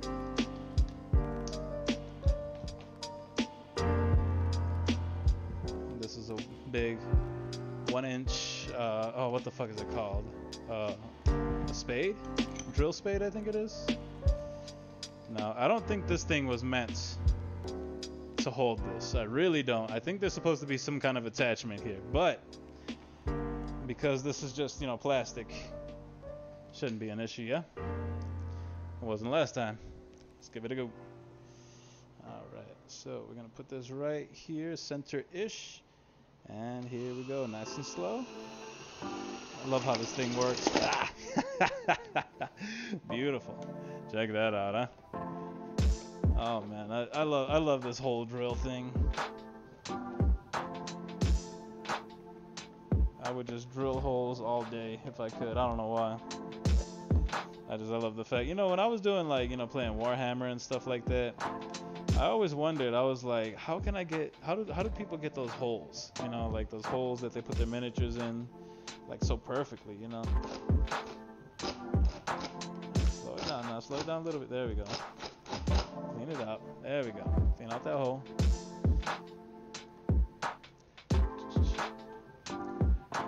Probably not, as it's just plastic, yeah? Right? But yeah, so I was like, you know, because like people would make like display boards and stuff like that, you know, dioramas, and I was like, how the fuck do they make those perfect circles where their bases fit in? And sure enough, they use these other way. Nope. There we go. Down we go. Nice and easy. Yeah, there we go. All the way through. Beautiful. So yeah, I was like, so that's how they do it. And that'd be, I mean, if I was making dioramas right now, it's good to know. You know what I'm saying? One of these days I'll get back to it. There you go. Clean out the inside. Shabambalam. Or you used to make them when you were younger. Oh yeah? Okay, badass. Dioramas. I love dioramas, man. Dioramas are, that is definitely a business that I would get into. One that I would like to. But I don't, you know, have the space. I mean, I say that as I'm making an enclosure for isopods and cockroaches. But okay, so what I'm gonna do, so these guys like to have one side that's more humid than the other. Most people like to keep their holes directly in the middle. I think I'm gonna have the 2 holes that go straight through, and then another hole just on one side, so that way the other side stays more humid. I don't know if that's the right thing to do, but that's what we're gonna do. We're gonna put 2 holes on this side, just to kind of give it some good amount of ventilation. There we go. One there, and then maybe a little bit more. There we go. Perfect. Okay, that's a lot of plastic floating around everywhere. Definitely shit that I want to clean up before I get any of my new denizens in here.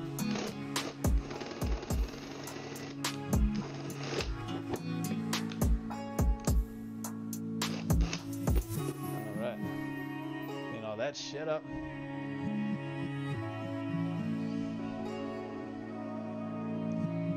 Okay. Now to go dump all this plastic and really wipe this thing down. Make sure there's no residue.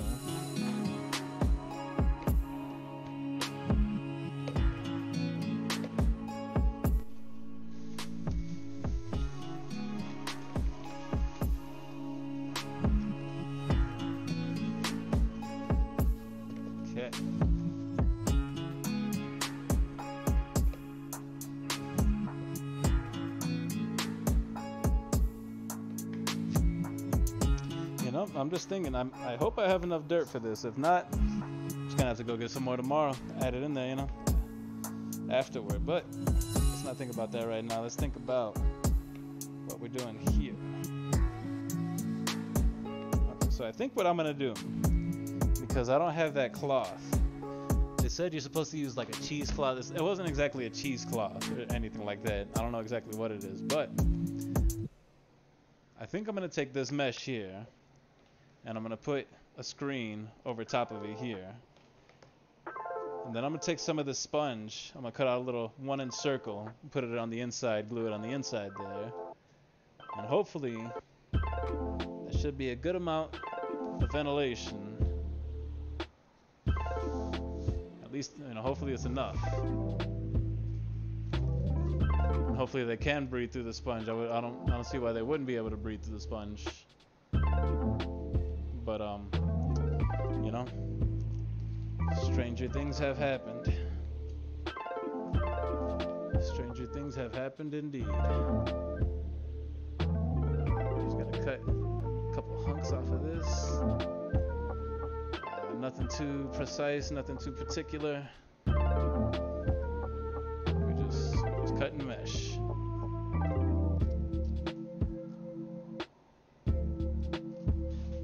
Wham!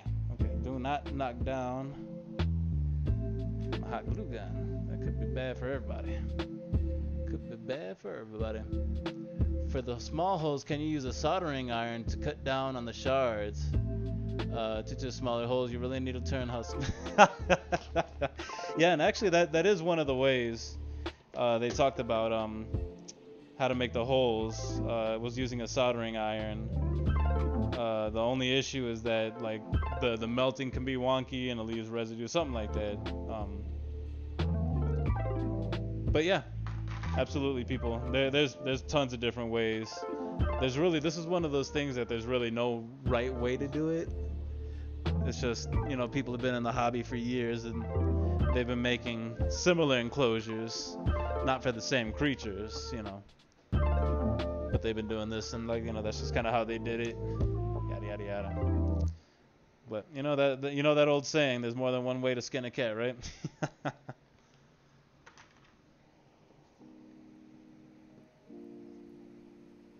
I'm kind of DIYing this myself, you know.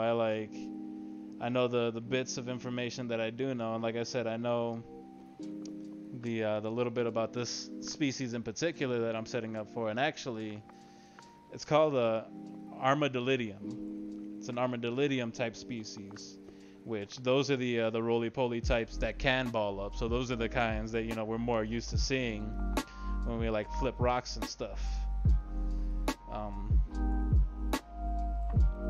Yeah, generally speaking, apparently the Armadillium ones need more ventilation.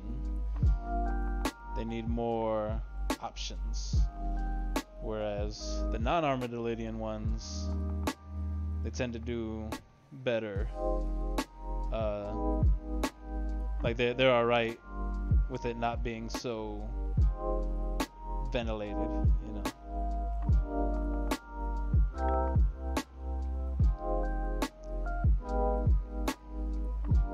It's all fascinating stuff, man. Like I said, I'm just learning it now in the last couple of weeks myself. And I'm like, this is it's fascinating stuff, man. It really is, you know. And then like I started seeing some of these things and I'm like, they're really fucking cute, you know, like these guys that I'm gonna show you here in a second. They're very striking. I had no intention on picking them up, but then I looked at them, you know, and I was like, fuck, I gotta take them home now. They're awesome looking, you know. These guys, more than anybody, even with my shitty ass camera, you should be able to see them pretty well. They're kind of that striking, you know. I was very happy. But they seem to be a little more difficult. Princess Swagger, Mr. Marauder, not Marauder, Mr. Marauder's twin brother, Princess Swagger's owl. You mean Armadillo Lizard? Yep. Kind of. The Armadillium. Armadillium means armadillo-like. So, yep. Just like the armadillo skink. this cute little bastard. Oh, I got hot glue all over my hand. Oh, look at that. Oh, making webs. Making webs. What's going on, Princess? Yeah, how you doing? How you doing? Very interesting. Yeah, and welcome, Princess. Yeah, trust me, man. This was completely by accident. I had no intention of getting into isopods. I really, like I said, you know, I was getting into cockroaches because, like, I've always been into, I mean, not always, but, like, for a majority of my adult life, I've been into hissing cockroaches, you know? And it was in the process of getting into them that I was introduced to isopods. Here I am. Probably should have left a little bit more screen right there, but that's all right. We'll work it. We'll work it. It doesn't have to be nothing too serious as long as the good guys stay in, the bad guys stay out. You know what I'm saying? That's all we need. It ain't gotta be you fucking, yeah, that's hot. Warm. That camera is Ultra 4K HD. Ooh, which one? Which one? This one or this one? Because this one's my phone. This one's my, I don't know what the hell happened. Like, all of a sudden my camera quality is so much better this time around. Still hot. Still very hot. I'm making hot glue gun strings.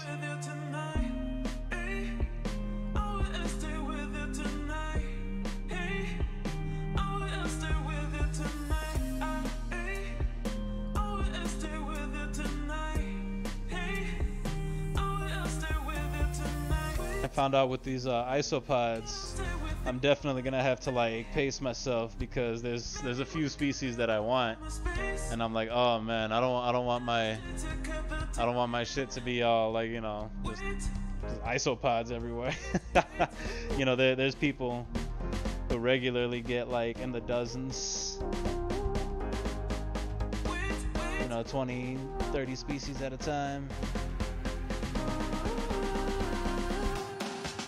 What do they look like? Oh, that was earlier. Dang. Oh yeah, I got more. I got more. I'm actually setting up right now. Actually, you know what? Let me go ahead and I'll show you one of them because I'm gonna be here for a while. But they look like roly-polies. Pretty much. Yeah. Let me flatten this one down and I'll pull them out. The cool thing is that like in the culture that they're in now, they've kind of been hanging out at the top. Unlike the other culture though, there's only like 5 of them, which is actually kind of common when you buy an isopod culture. You get like 5 to 10 of them for around whatever they cost. You know, the more common ones are about 10 bucks. You know, the rare ones start getting into the 15, 20, and some of the really rare ones 120 for like 5. Yeah, ridiculous kind of stuff. All right, so this is called Armadillium maculatum, or the zebra isopod. Yeah, see now this one I have fuzz growing in this one too. That's very bad, very bad. But here's one of these little armadilliums right here. One of these zebra guys. I'm gonna pull this fuzz out right now because that's upsetting me. I don't like seeing that. I don't like seeing that in my cultures. Go away, fuzz. That's a killer of basically anything in your tanks. Here we go. Look at this guy, huh? Freaking adorable. This is Armadillium maculatum, or the zebra isopod, the zebra pill bug. Let me see. Hopefully you got a good shot there. I think you should, yeah. Really cute little guy. But yeah, I was like, as soon as I opened these guys up and I saw how striking the stripes were, I was like, yeah, I gotta get these guys. I gotta get these guys in my collection. It's unfortunately so blurry. Ah, that sucks.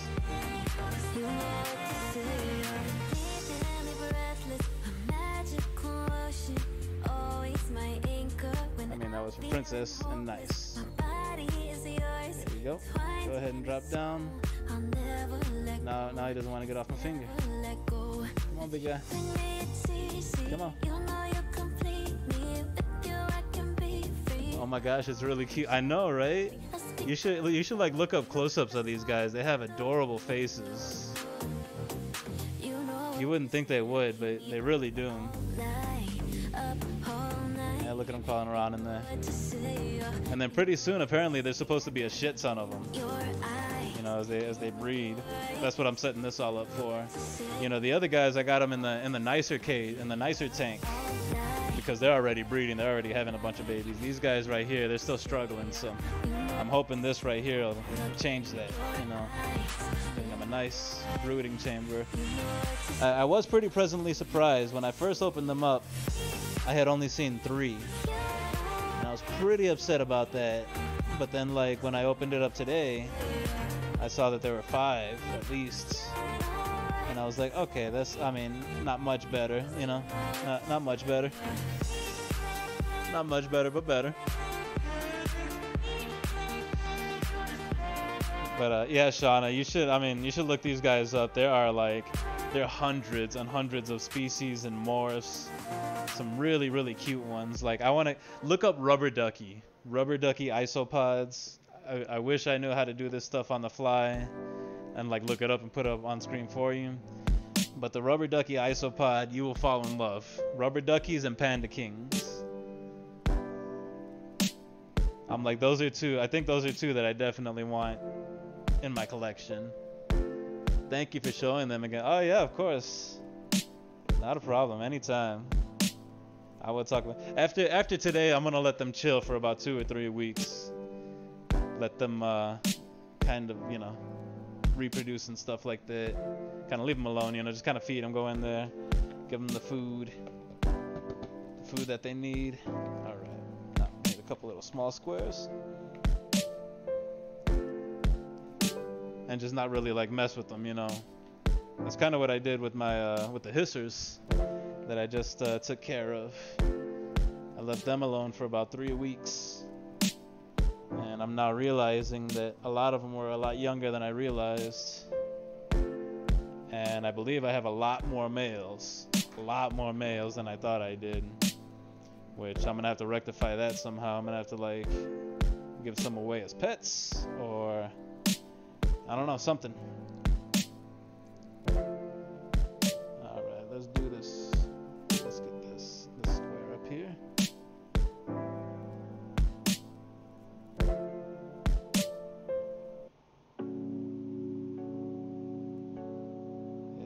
Let's just get the whole ring. Let's see how well that works. Huh? Shouldn't dry out on me too fast, I don't think. If I just slap it on there. No? It's holding pretty good. The way I was doing it before was probably better. A little slower. Isaac, if you go silent, you fell asleep at 7:30. Oh, I got you. No, it's all good. I don't even know what time is it? It's almost 1 in the morning. Yeah, I thought I was gonna have this done like an hour ago. So you're good, my brother. You are good. Thank you for stopping by. Thank you for joining. Thank you for talking.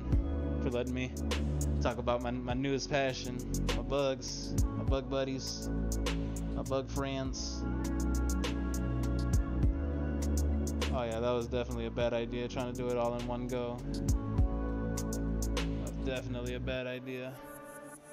None of it stuck. That's alright. Oh, just gotta be more patient. Just got to be more patient. Been up for about 37 hours. Damn, bro, go to sleep. I appreciate you being here, but fuck. You need sleep, bro. That's how people go crazy. That's how people go nuts. That's how people go insane. Not getting enough sleep. I think that is good. Maybe I should.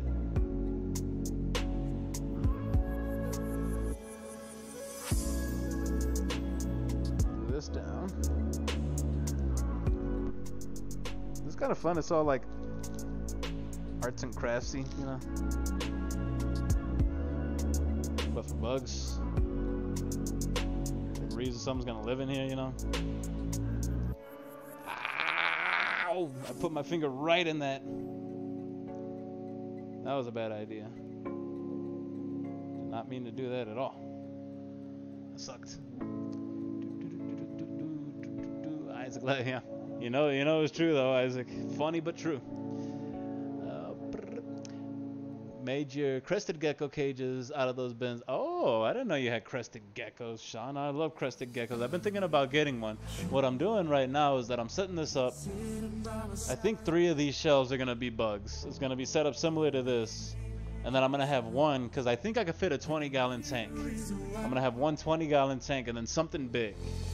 I don't know what. I don't know what. But I've been looking at crested geckos, even though I wouldn't put them in a 20-gallon tank. I think crested geckos are awesome. They work wonders, yep. Yeah, they do. Work wonders indeed. In Scottish, already know. Oh yeah, that's true. That is true. You are a Scot. That means you're already fucking crazy. You're already insane in the membrane. That's alright though. We still love you. Ain't that right, Shauna? We still Isaac. We still Isaac. We still Isaac. We still Isaac so much. Yeah. Oh, I'm getting so slap happy right now. That's alright. I'm having fun.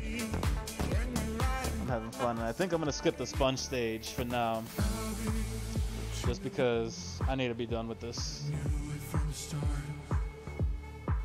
I may add those in later. I was more concerned about not drilling while there was stuff living in here. I can add the sponges later. Brad, what's going on? How you doing, my friend? Welcome, welcome. I'm doing good. Doing well. Kind of setting up some stuff for some isopods here.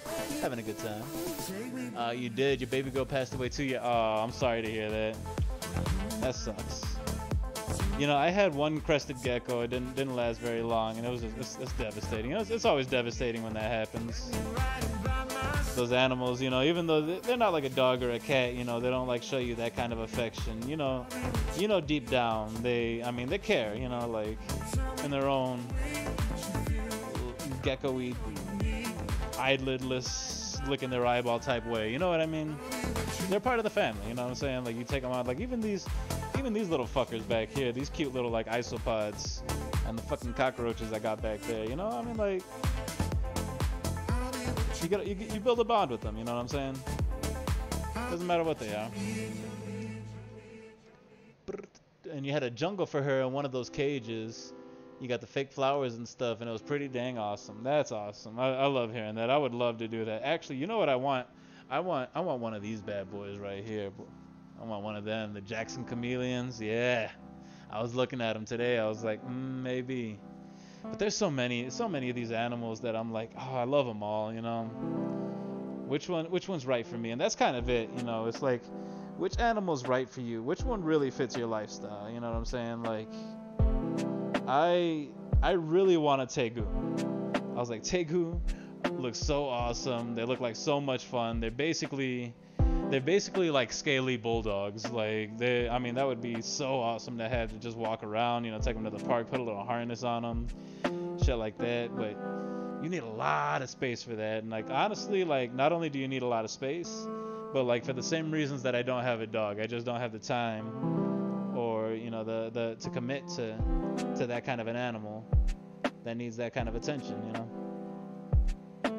So that's kind of, that's why I went roaches and ultimately isopods too, was because they really don't need shit, you know. Like this is like the most maintenance that I'm gonna have to do is building their cage, and I'm about done with it now.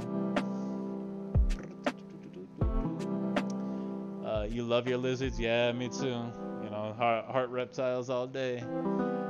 WB Bread, sorry to hear that again. Shauna, oh, gotcha. LOL, you're getting worse with your spelling. Princess Varga, it's been a year, daddy. Ooh, my mom said you went to the store to get milk. Ooh. You know, that whole daddy went to the store to milk joke is starting to get a little old. It's starting to get a little played, you know.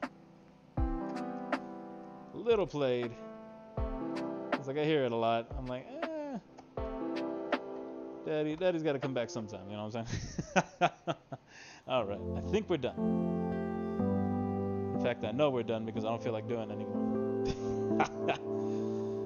Another side note, I know a lot of people like to do their meshes on the inside, their meshing, stuff like that. They like to do it on the inside. I personally like to do mine on the outside. I don't really know if it makes a difference, but I don't know, personal preference. Personal preference, I guess. In the Philippines, there's a flying cockroach, and if you see it in the house, it's haunted. Ooh. I believe that. I believe that. Yeah, actually, most places, like in the Philippines, I would not own a cockroach. In fact, even if I lived in Florida, actually in Florida, these cockroaches are illegal just because they can infest. So even if I lived in Florida, I wouldn't have them. But trust me, I did a lot of research. I did a ton of research. Tons of research before I got any kind of cockroach. Okay, yeah, this could be a problem. This could be a problem. There's not nearly enough substrate. Should have thought about that. Oh well. We got this. We got this figured out. Let me see. There's enough to almost line the bottom. Okay, well we're just gonna have to put a shit ton of leaves. Shit ton of leaves. I mean, there's supposed to be a shit ton of leaves in here anyway, because that's what these things eat. You're more scared. Wait, the most scared creature in the Philippines is the flying cockroach. Oh, the most scared? Like the people are the most scared of it? I don't see why. You know, cockroaches are pretty harmless as far as like animals go. You know, flying bugs. I mean, they look pretty scary. They're pretty intimidating when they're flying at you. I'm not gonna lie. You know, if one of these bad boys started flying at me, oh, there'd be something wrong there because they're hissing cockroaches. They're not supposed to fly. But you have a bearded dragon now. He's a little more high maintenance with having the lights, but it's just like a snake. You personally like lizards better than snakes. I hear that. I hear that. You know, I kind of like both. I think lizards tend to be more personable. 100%. You know.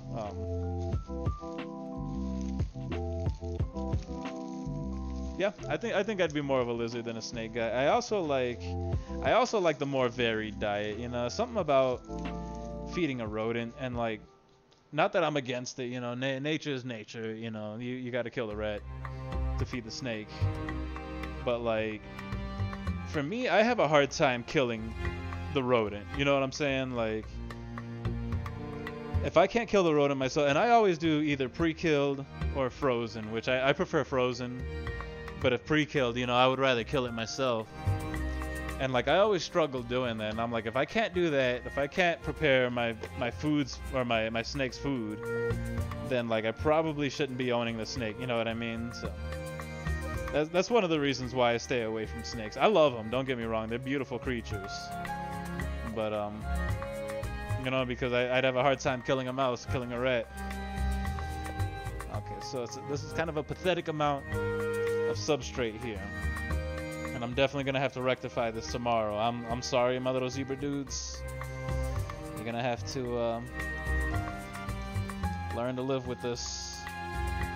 Fortunately, they have a bunch of dirt in their container already, so yeah, look at that. That's pretty barren looking. That's pretty barren looking. That's all right though.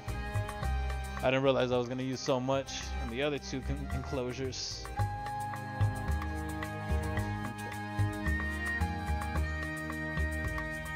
Well, that'll be alright. We'll spread out the dirt. We're going to put a couple of... Ooh, that's a cool...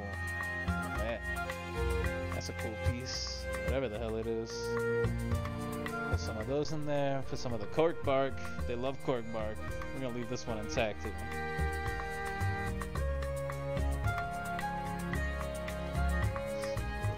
Dirt. This is really sad. It will be rectified tomorrow though. One more piece of doom. One more piece of log. Alright. Now,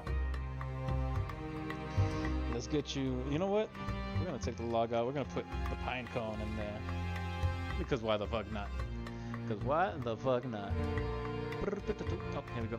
Your snake wouldn't eat. He wouldn't eat alive or a dead mouse. Oh, that sucks. You know, sometimes snakes can be real finicky about eating. There's even certain snakes that'll only eat like hamsters or like chicks. Yeah, sometimes snakes can be way too finicky for me.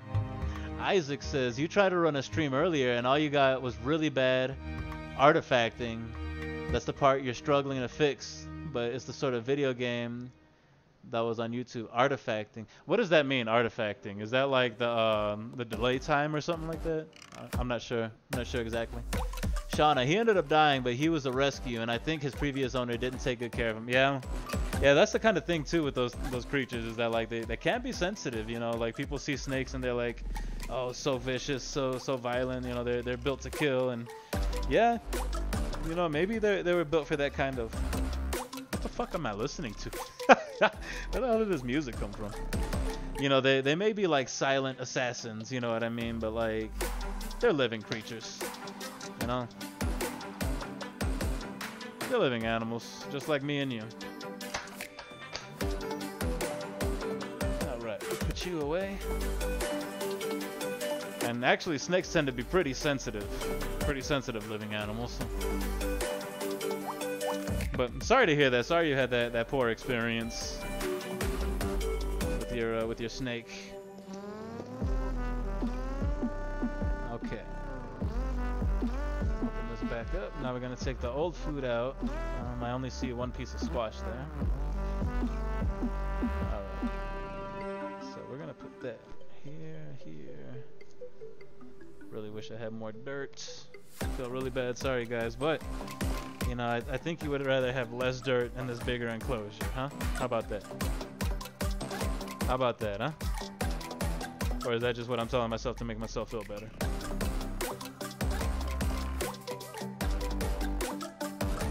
Oh, there's definitely a springtail in here. That's a good sign. No babies though. No babies like the other culture. Let me see. Unless all the zebras are hiding in the moss here. There's just that one out. Alright, big guy. Oh, there's another one under the leaf. You got flipped over. Oh, there he goes. He's balling up. Now, since these guys are armadilliums, they can ball up, but these guys seem to choose not to so far. So I guess they must not feel all that threatened. Go on, little zebra guy. Go on, little zebro. You too. We got another one walking around here.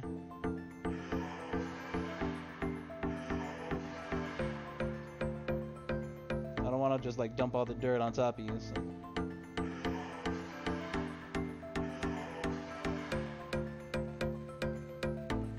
There we go. There's two. No, you're supposed to get off my finger. There we go. I think I see a third one. Yep, and there's a third one right in there curled up. Look at them. How freaking cute they are. Huh? These things are freaking adorable.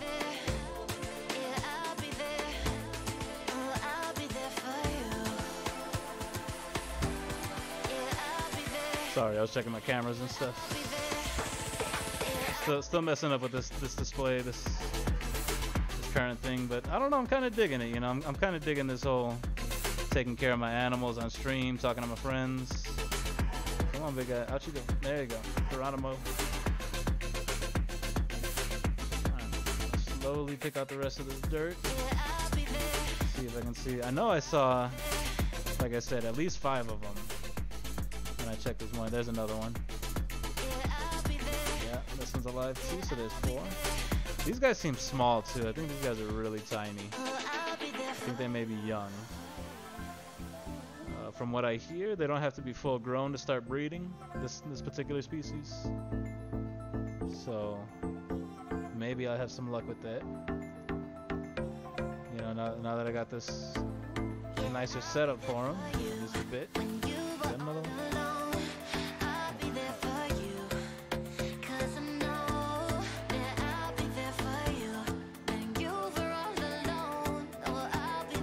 Lollygagging and wasting time. I could be here just all damn night. I mean, I have been here all damn night. I could be here for real, like forever, just kind of looking for bugs, you know what I mean?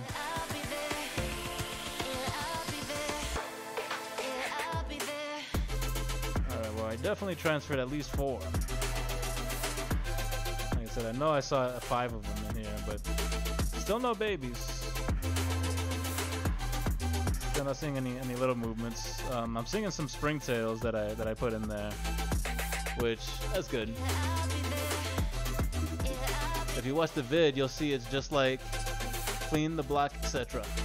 Gotcha. Yeah, that kind of stuff, man. It took me like a long time of like troubleshooting the like resolutions and like the what was it, the bit rates and stuff like that. And like I know if you're streaming on YouTube as opposed to Twitch, they have like different parameters and they're a little more strict. It was a little harder for me to start just to get everything right to start on YouTube than it was on Twitch. You know, as far as all the settings, as far as like the network, bit rates, all those other big words that I really don't know what they mean. All right, here we go. We're just gonna dump the rest of this in here because I don't see number 5. I'm sure he's in there somewhere, or I may have miscounted, but I don't see him right now. And I ain't trying to be here forever, you know, for longer than I have. Seeing springtails in here makes me excited, though. I got a springtail culture up there, and like, you know, I just kind of decided to throw them in with my isopods here. Not just these guys, all of my isopods. Alright, little Armadillium, maculatum. Let's go. Oh yeah, we gotta get you some food. And then get your spot on the shelf. Here we go, got it already set. Cut that carrot in half. And then half the squash.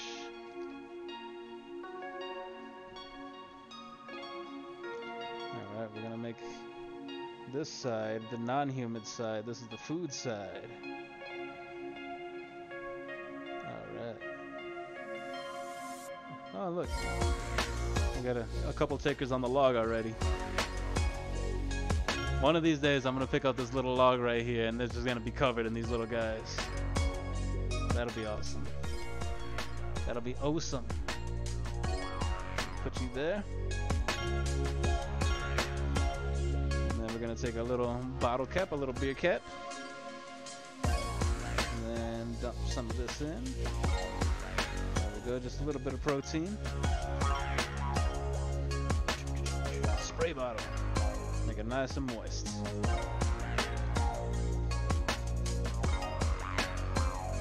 Make sure you only spray one side. We try to keep the other side a little drier. So that way they have a gradient, you know, so they can be over here if they want to be cold, wet. If they want to be more moist, they can come over here if they want to be more dry. Isaac said, indeed it will. Indeed it will. And then that's the whole reason why I set this up just on the front side here. So that way, we can kind of leave the moist side a little bit more moist. And when the air flows through, it'll come up through here, come up through the top, or vice versa, you know, flow through that way. So hopefully we're going to leave these guys here for a couple weeks. Let's give them their place right next to the Armadillium, or not Armadillium, but Porcellea laveus dairy cow. Now, these are the guys that I've had for a few weeks. I moved them around a few times. I kind of feel bad. I think I did something wrong. They're not really growing. Smells alright. Doesn't smell like any fungus or anything like that. I do have to feed them. Don't really want to mess with them too much. But they look like little dairy cows, you know. Very cute. Very cute little guys. They seem to like to hang out on this stick, so let me see. Nope. I don't know where they're at today.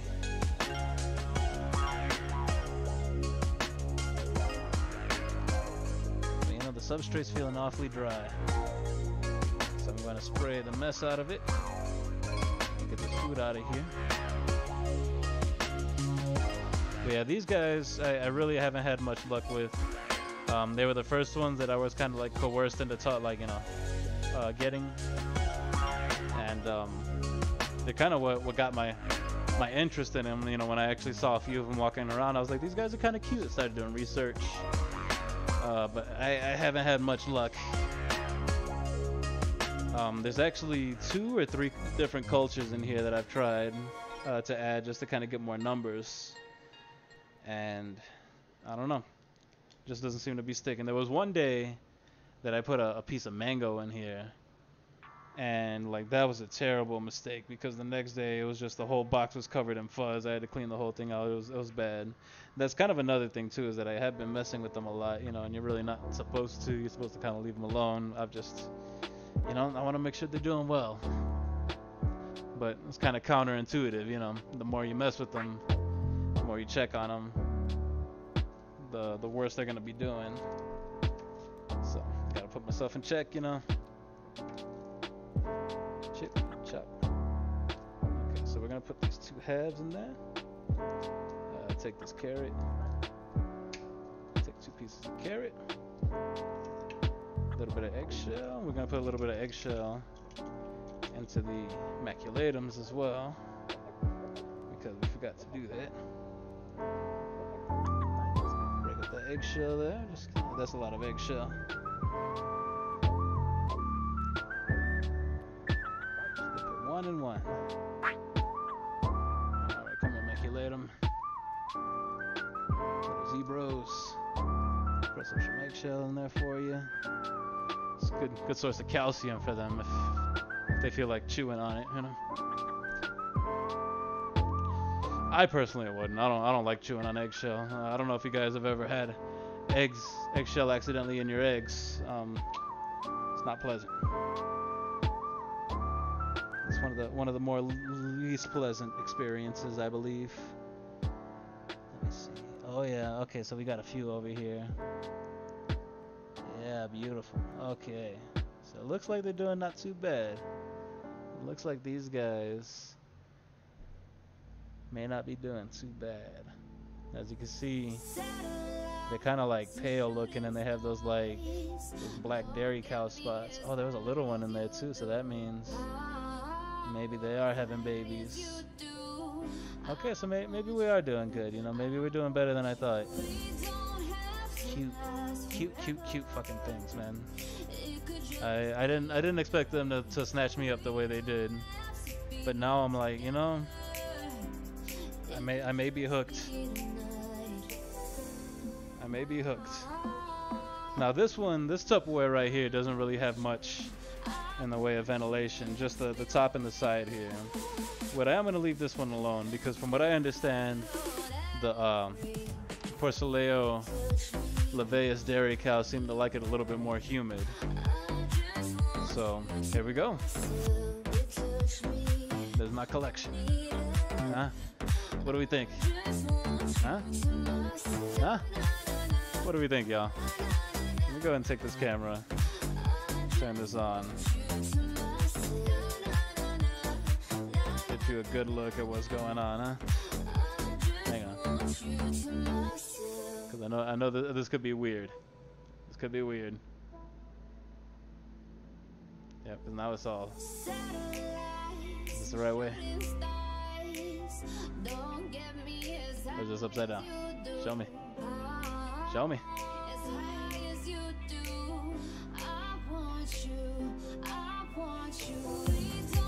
There we go. Alright, we're good. Sorry about the little awkwardness. This is my first time using my phone, but anywho. What do y'all think, huh? We got some Elliptorina javanica right here. The Halloween Madagascar hissing cockroach. Or just Halloween hissing cockroach. E. javanica is more like it. And here we have Porceleo Scaber. The orange koi isopod right here.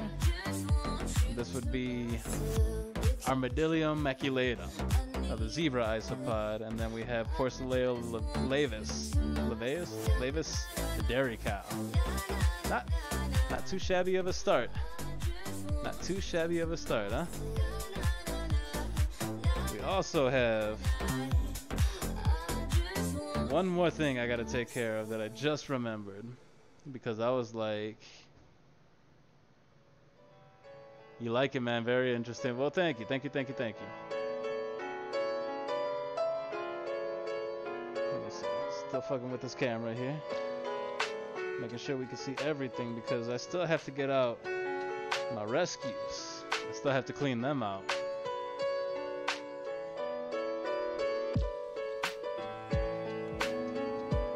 Which unfortunately, we did have it passing. So these guys right here, these are Gromphorhydina portentosa. I rescued these guys probably about a week ago, a little bit over a week ago. And yeah, they were in real shit condition.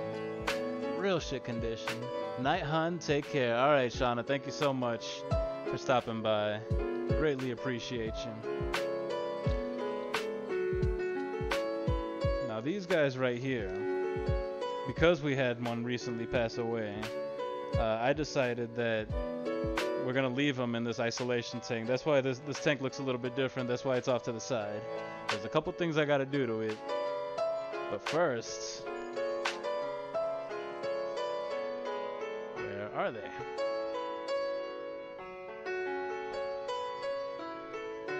Of course, I put them way over here.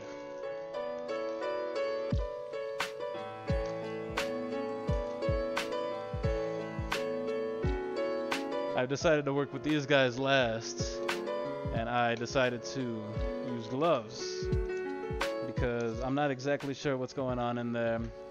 You know, like I said, I rescued them from a real shit situation, just like full of fungus, full of dead roaches just everywhere. It was not good. Felt so bad. Normally not something that I do, rescuing roaches like that, but I felt so bad for them that I was like, you know, I kind of got to. You know.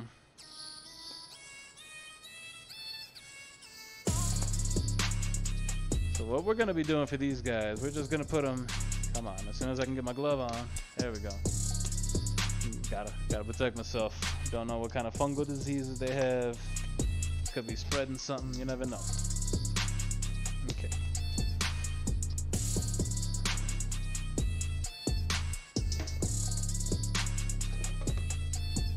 Just for the time, they're gonna be held in this little plastic. Why am I looking over there again? This little plastic tub here. They're not gonna be the most comfortable there, considering that it's clear. But you know, we gotta clean the tank out. Gotta clean the tank out. Unfortunately, one of the males died. That's sad times, you know, but that's kind of what happens when you get a rescue. And now, I'm actually gonna pull out these ladies and gents. I believe there's more females in here. Actually, I believe there's only one male left. Alright, now, I do know that a couple of these females are gravid. They're pregnant. You can see she's, oh yeah, she's about to pop. Look at her. Oh man, well first of all, she's a lot bigger than the javanica, than the Halloween hisser, you know what I'm saying? Like, clearly she's a lot bigger. But not only that, but like look at her abdomen, how full that is.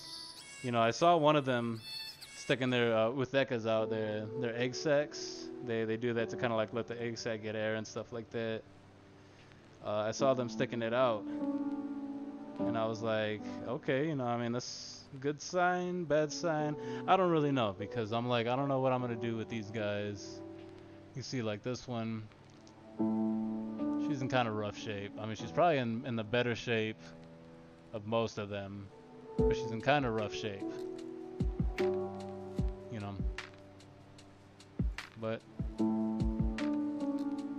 I don't know, a part of me wants to keep the babies, you know, and start a new colony, just start my hybrid colony of rescues here. Then again, a part of me kind of doesn't, you know. Part of me kind of just wants to be like, you know, maybe we should let bygones be bygones, you know. Maybe we should just let them be. Now, I'm definitely not going to put that egg carton back in there.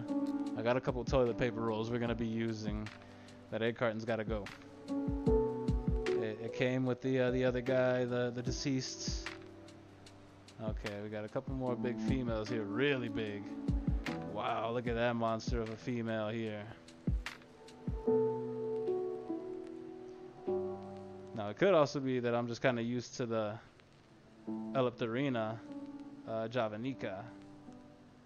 But these guys seem really big. And this one, unfortunately, doesn't really have a strong grip.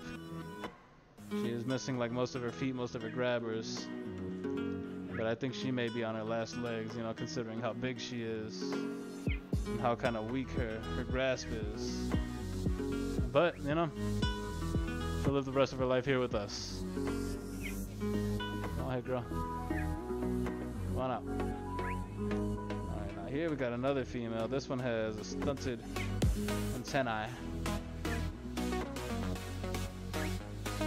What's funny, these things can climb, but like, you know, if you give them enough space to hide, things to hide under, they're generally pretty okay with just being out in the open, you know. Now right now I'm actually checking to see if these things have mites. Now, Groundforidina portentosa, they're supposed to have a mite that live on them, and it's actually called, I don't know what the scientific name is, I'm gonna have to look into it, but it's actually called the hissing cockroach mite, because it only lives on these guys, and it helps them to stay free of like bacteria and stuff. You know, it helps clean out the fungus and all that stuff. I'm not seeing those mites on these guys. I didn't see him on the dead one. I chalked it up to him being dead. But I'm looking at these guys now, and I'm like, I'm not seeing these mites. You know, those mites are supposed to be, you know, signs of a healthy colony. Here's my other male that I rescued. Quite a bit smaller, so he's probably like sub-adult. You know, not quite adult yet.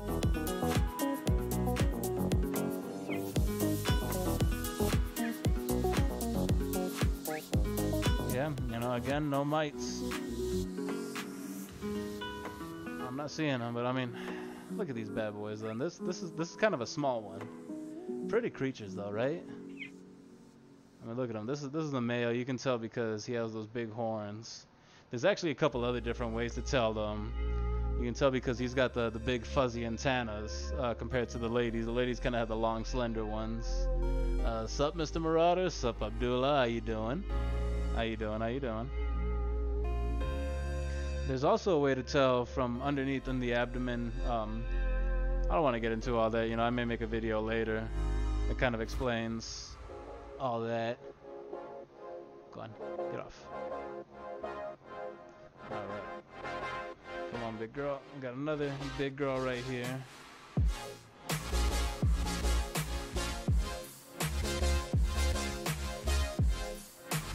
Well, this one doesn't have much of a grip. But I think that's mostly because she's missing like almost all of her feet, most of her antenna. She's not in great shape. But she also looks gravid. I don't know, so she may be having some babies.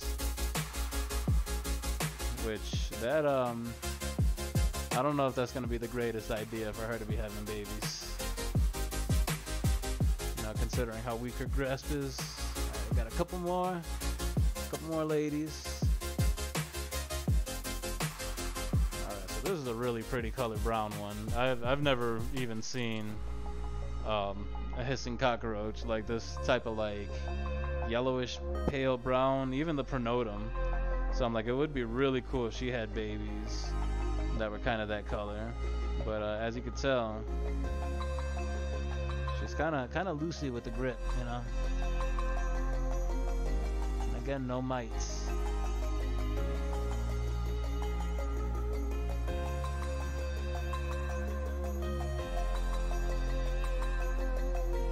That's too bad, girl. They're really cute. You know, just laying on your back like that. And I'm really digging her, like, I don't know, umber wood color.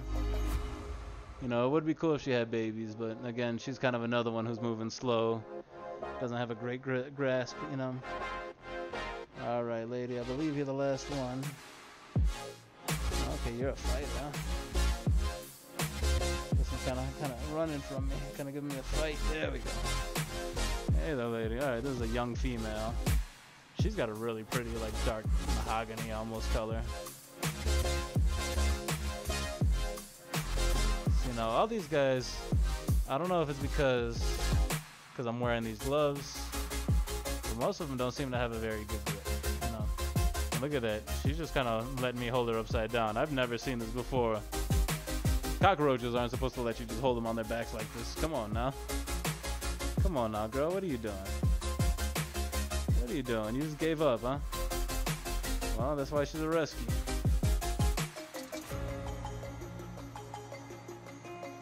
I mean, kind of cute laying on your back like that. I ain't gonna lie.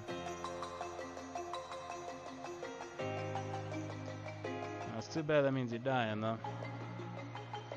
You know, and the thing is, I paid $6. $6 per roach when I got these guys. And I'm like, you know, they're not even in good shape. One of them died, and of course, you know, they don't fill out any paperwork or anything. I mean, why would they? For their feeders, you know. All right. I'm gonna plug my hot glue gun back in because there's a couple things that I want to do, especially since we're about to have babies. We gotta be prepared. This tank, those tanks over there, those nice clear ones up there.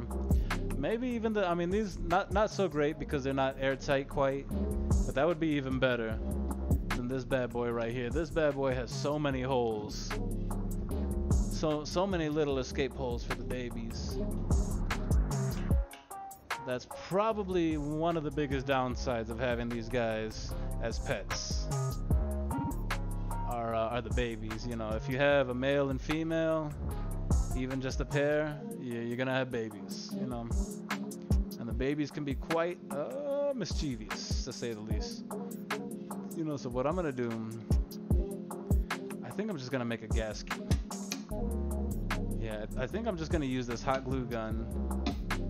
And I'm gonna seal. Just make a seal all the way around, as thick as I can. It might take a while. And you know what? I don't even gotta do that on stream. I'm gonna let my hot glue gun heat up. I'm going to empty this out. Now, roaches do kind of have a smell. You know, I'm not gonna lie. It's not the most pleasant smell, but it's not exactly the most off-putting smell either. It's kind of like, I like to describe it kind of like cows. You know how like cows smell like that manure is like, and I will admit cow smell is a bit more unpleasant than cockroach smell. You know, not that cockroach smell is great. It's just, you know, it's not something that you would want your room to smell like. I'll say that for sure, but it's not the worst thing. And you know, it's frass. It's basically fertilizer that they poop out. They poop out straight fertilizer. So you know, if you have a excuse me, you have a garden, anything like that. I don't know why I grabbed so many napkins. These guys are great to have around. You can collect the poop. You can put it in your garden. Great fertilizer. Not just cockroaches either. You know, most of these, like, what do they call them? Detritivores. These creatures that eat on detritus. They eat on dead stuff, dead, rotting, decay. A lot of them, they poop out, you know, straight fertilizer. Frass is what it's called. You know, mealworms do it. Crickets, I believe. Although crickets are gross. I hate crickets. Crickets smell really bad. And there's almost like no way of getting away from it either. They just smell real bad.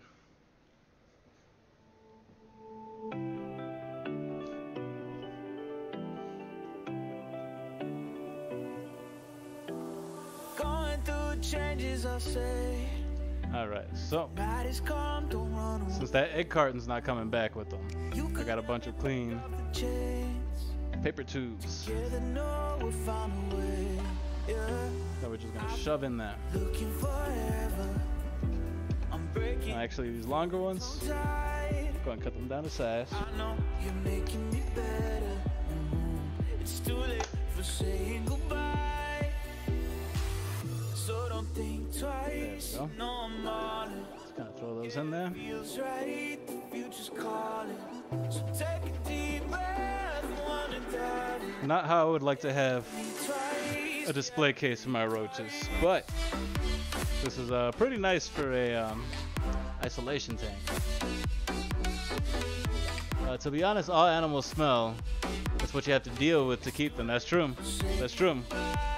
Every living creature comes with a smell, yourself included.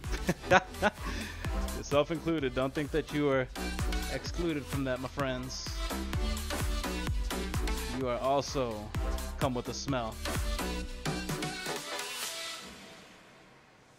You could be where I run, pulling air out my lungs. But I do like to throw that warning out there because, like, you know, there are people who will say that roaches don't smell at all. Need you. And I'm like, that's not exactly true. And then, especially what I was getting at is when one of them dies and you don't catch it right away. I'm breaking, You know, at least in this kind of a setting, maybe in a more natural setup, it wouldn't be quite so noticeable, but it was pretty noticeable, the smell. I think I had found them a couple days after it had happened, don't think twice. and it was pretty brutal. It was pretty bad. It feels right. All right, you guys, Calling. So take go on ahead. You're gonna have to head out. It's 8:30. Hope you get all this sorted out, man. Thank you for sharing, man. Been very interesting. Hey, I appreciate you, and I appreciate you watching. Thank you for staying up so long. Yeah, we'll get together tomorrow about checking out that game. I have to do the math and figure out what time that is for me. But hey, thank you so much for stopping by and for giving me some company while I'm doing my animal chores here. And you take care, my brother. Sleep well. Have some beautiful dreams. And I'll catch you next time.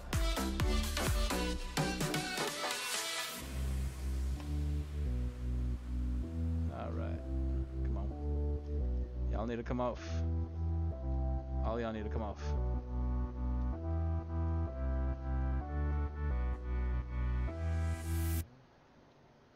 Come on, I'm getting tired, can't you tell? I don't have as many jokes right now. Can't y'all tell I'm short on the jokes? I'm sleepy. There we go. Got you in there. Got you in there.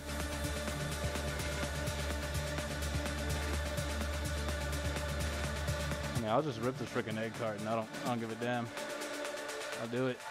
Look at that. Look at that. Look at how tightly she's packing herself in there. These things are amazing at what they do.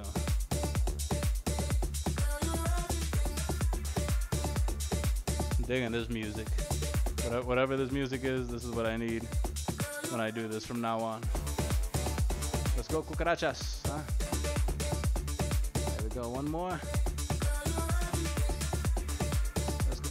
Let's go. Let's go, big girl. Under. Yeah,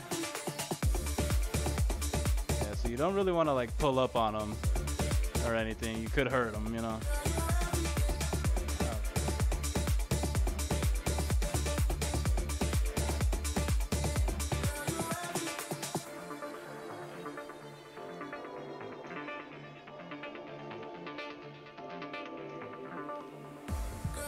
Looks like she has a little damage to her shell there. Sure someone chewed on her. There we go. At some point while she was growing up.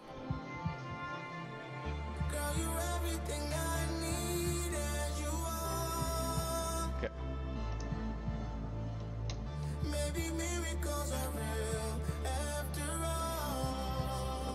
This. So how am I gonna do this? It's all good, man. Just let me know tomorrow when you can do it. All right, sounds good, brother. You be easy, sleep well. Okay. Let's go ahead and start doing this, huh? Start filling this in.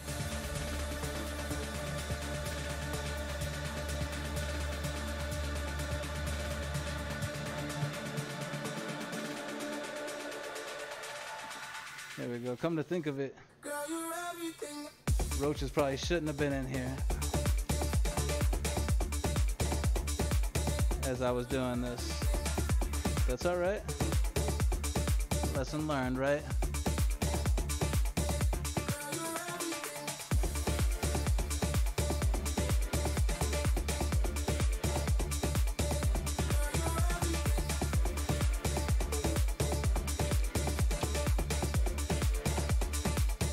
What I can do is just hold this.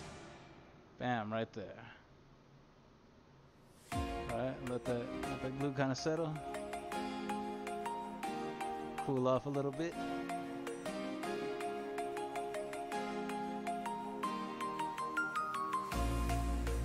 Make sure none of the hot glue drips into the roaches. I don't know if that would hurt them or not. I'm sure it wouldn't be pleasant. And I really don't want to be the one to find out. You know?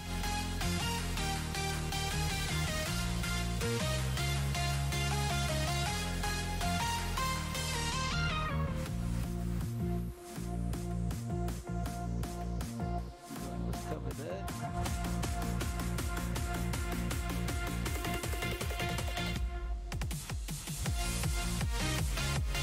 There we go. Okay, I think I got a little system going here.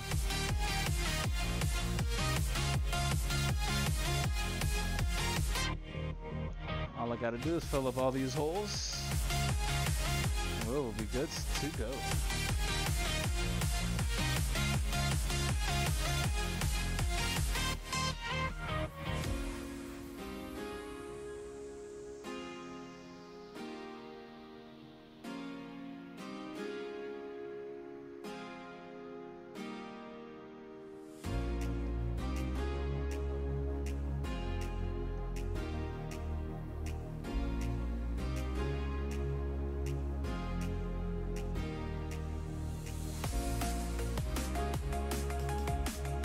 Second, I thought I forgot I was streaming, huh?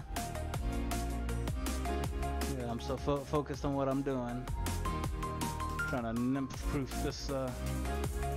It's not even gonna be nymph-proof. It's just gonna deter them a little bit.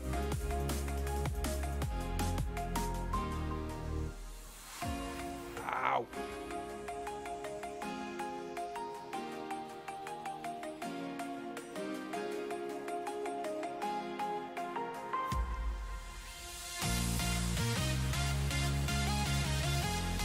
Got one of the ladies munching on a squash. Well, that's a good sign.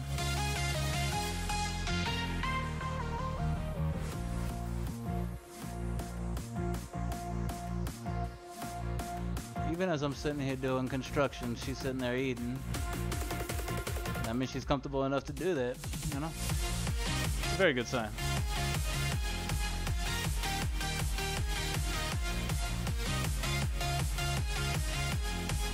And that means I gotta try doubly hard and not get any glue down on them.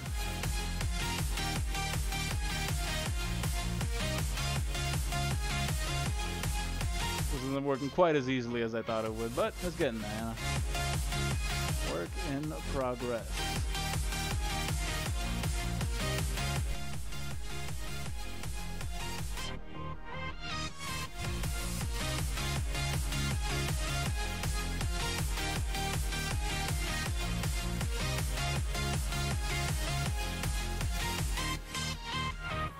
Doing this.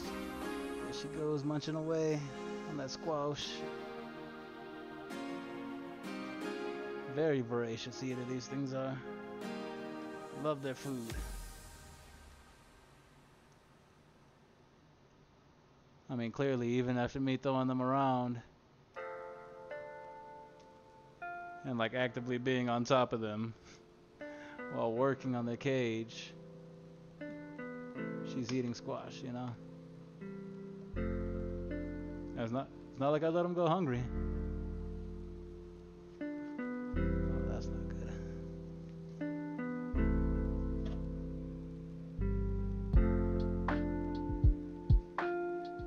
No siree, Bob. They've had food this whole time.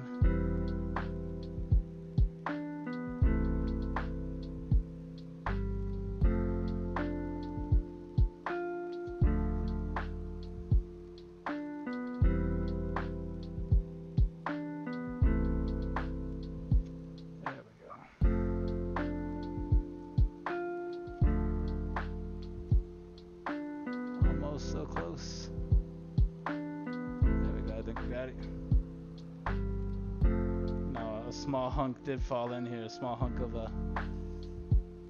hot glue.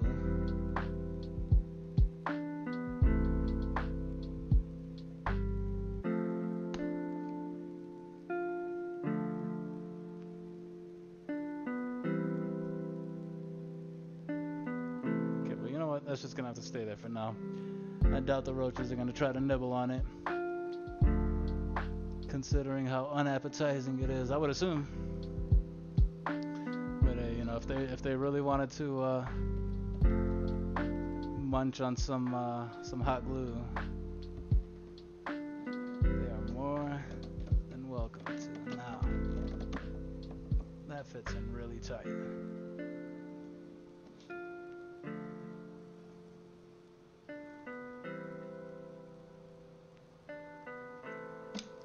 Maybe a little too tight, huh? Did you get glued in there? Just about. That's alright though. That's alright, it fit? Okay. Okay.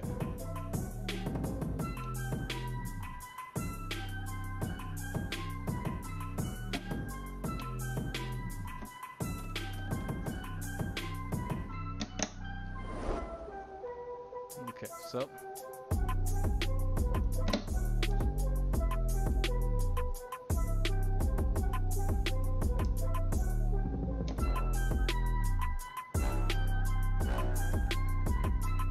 rather be a little more stuck like that than less stuck, huh? Rather it be more stuck than less stuck. Okay. There's a little bit more that I'd have to do in order to fully baby-proof this thing, but I'm not sure the best way to go about it. I have to cover up the sides here. If those sides are still open, they're just gonna crawl right out.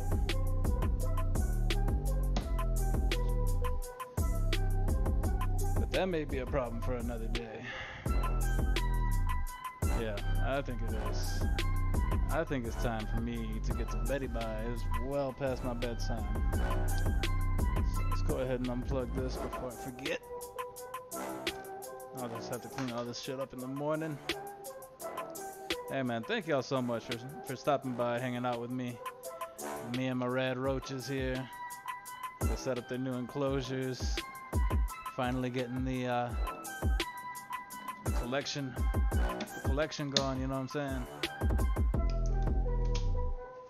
Finally getting that damn collection going. Now, what can I do? I could probably just like stuff something in there.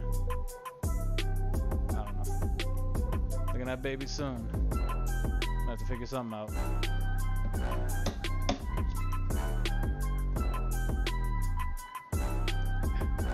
Goddamn, that really sticks in there, doesn't it?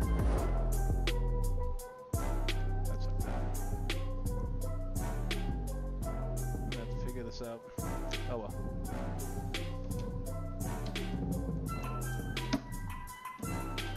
I could just bust those locks out. Oh well. Whatever. We'll talk about it later. Figure it out. For now, these guys are gonna go away. Enjoy your new home, enjoy your food. Hey, y'all enjoy your night. It's been fun. Thank you so much for joining me here. I've been Mr. Marauder, and I will see you all next time. Ciao.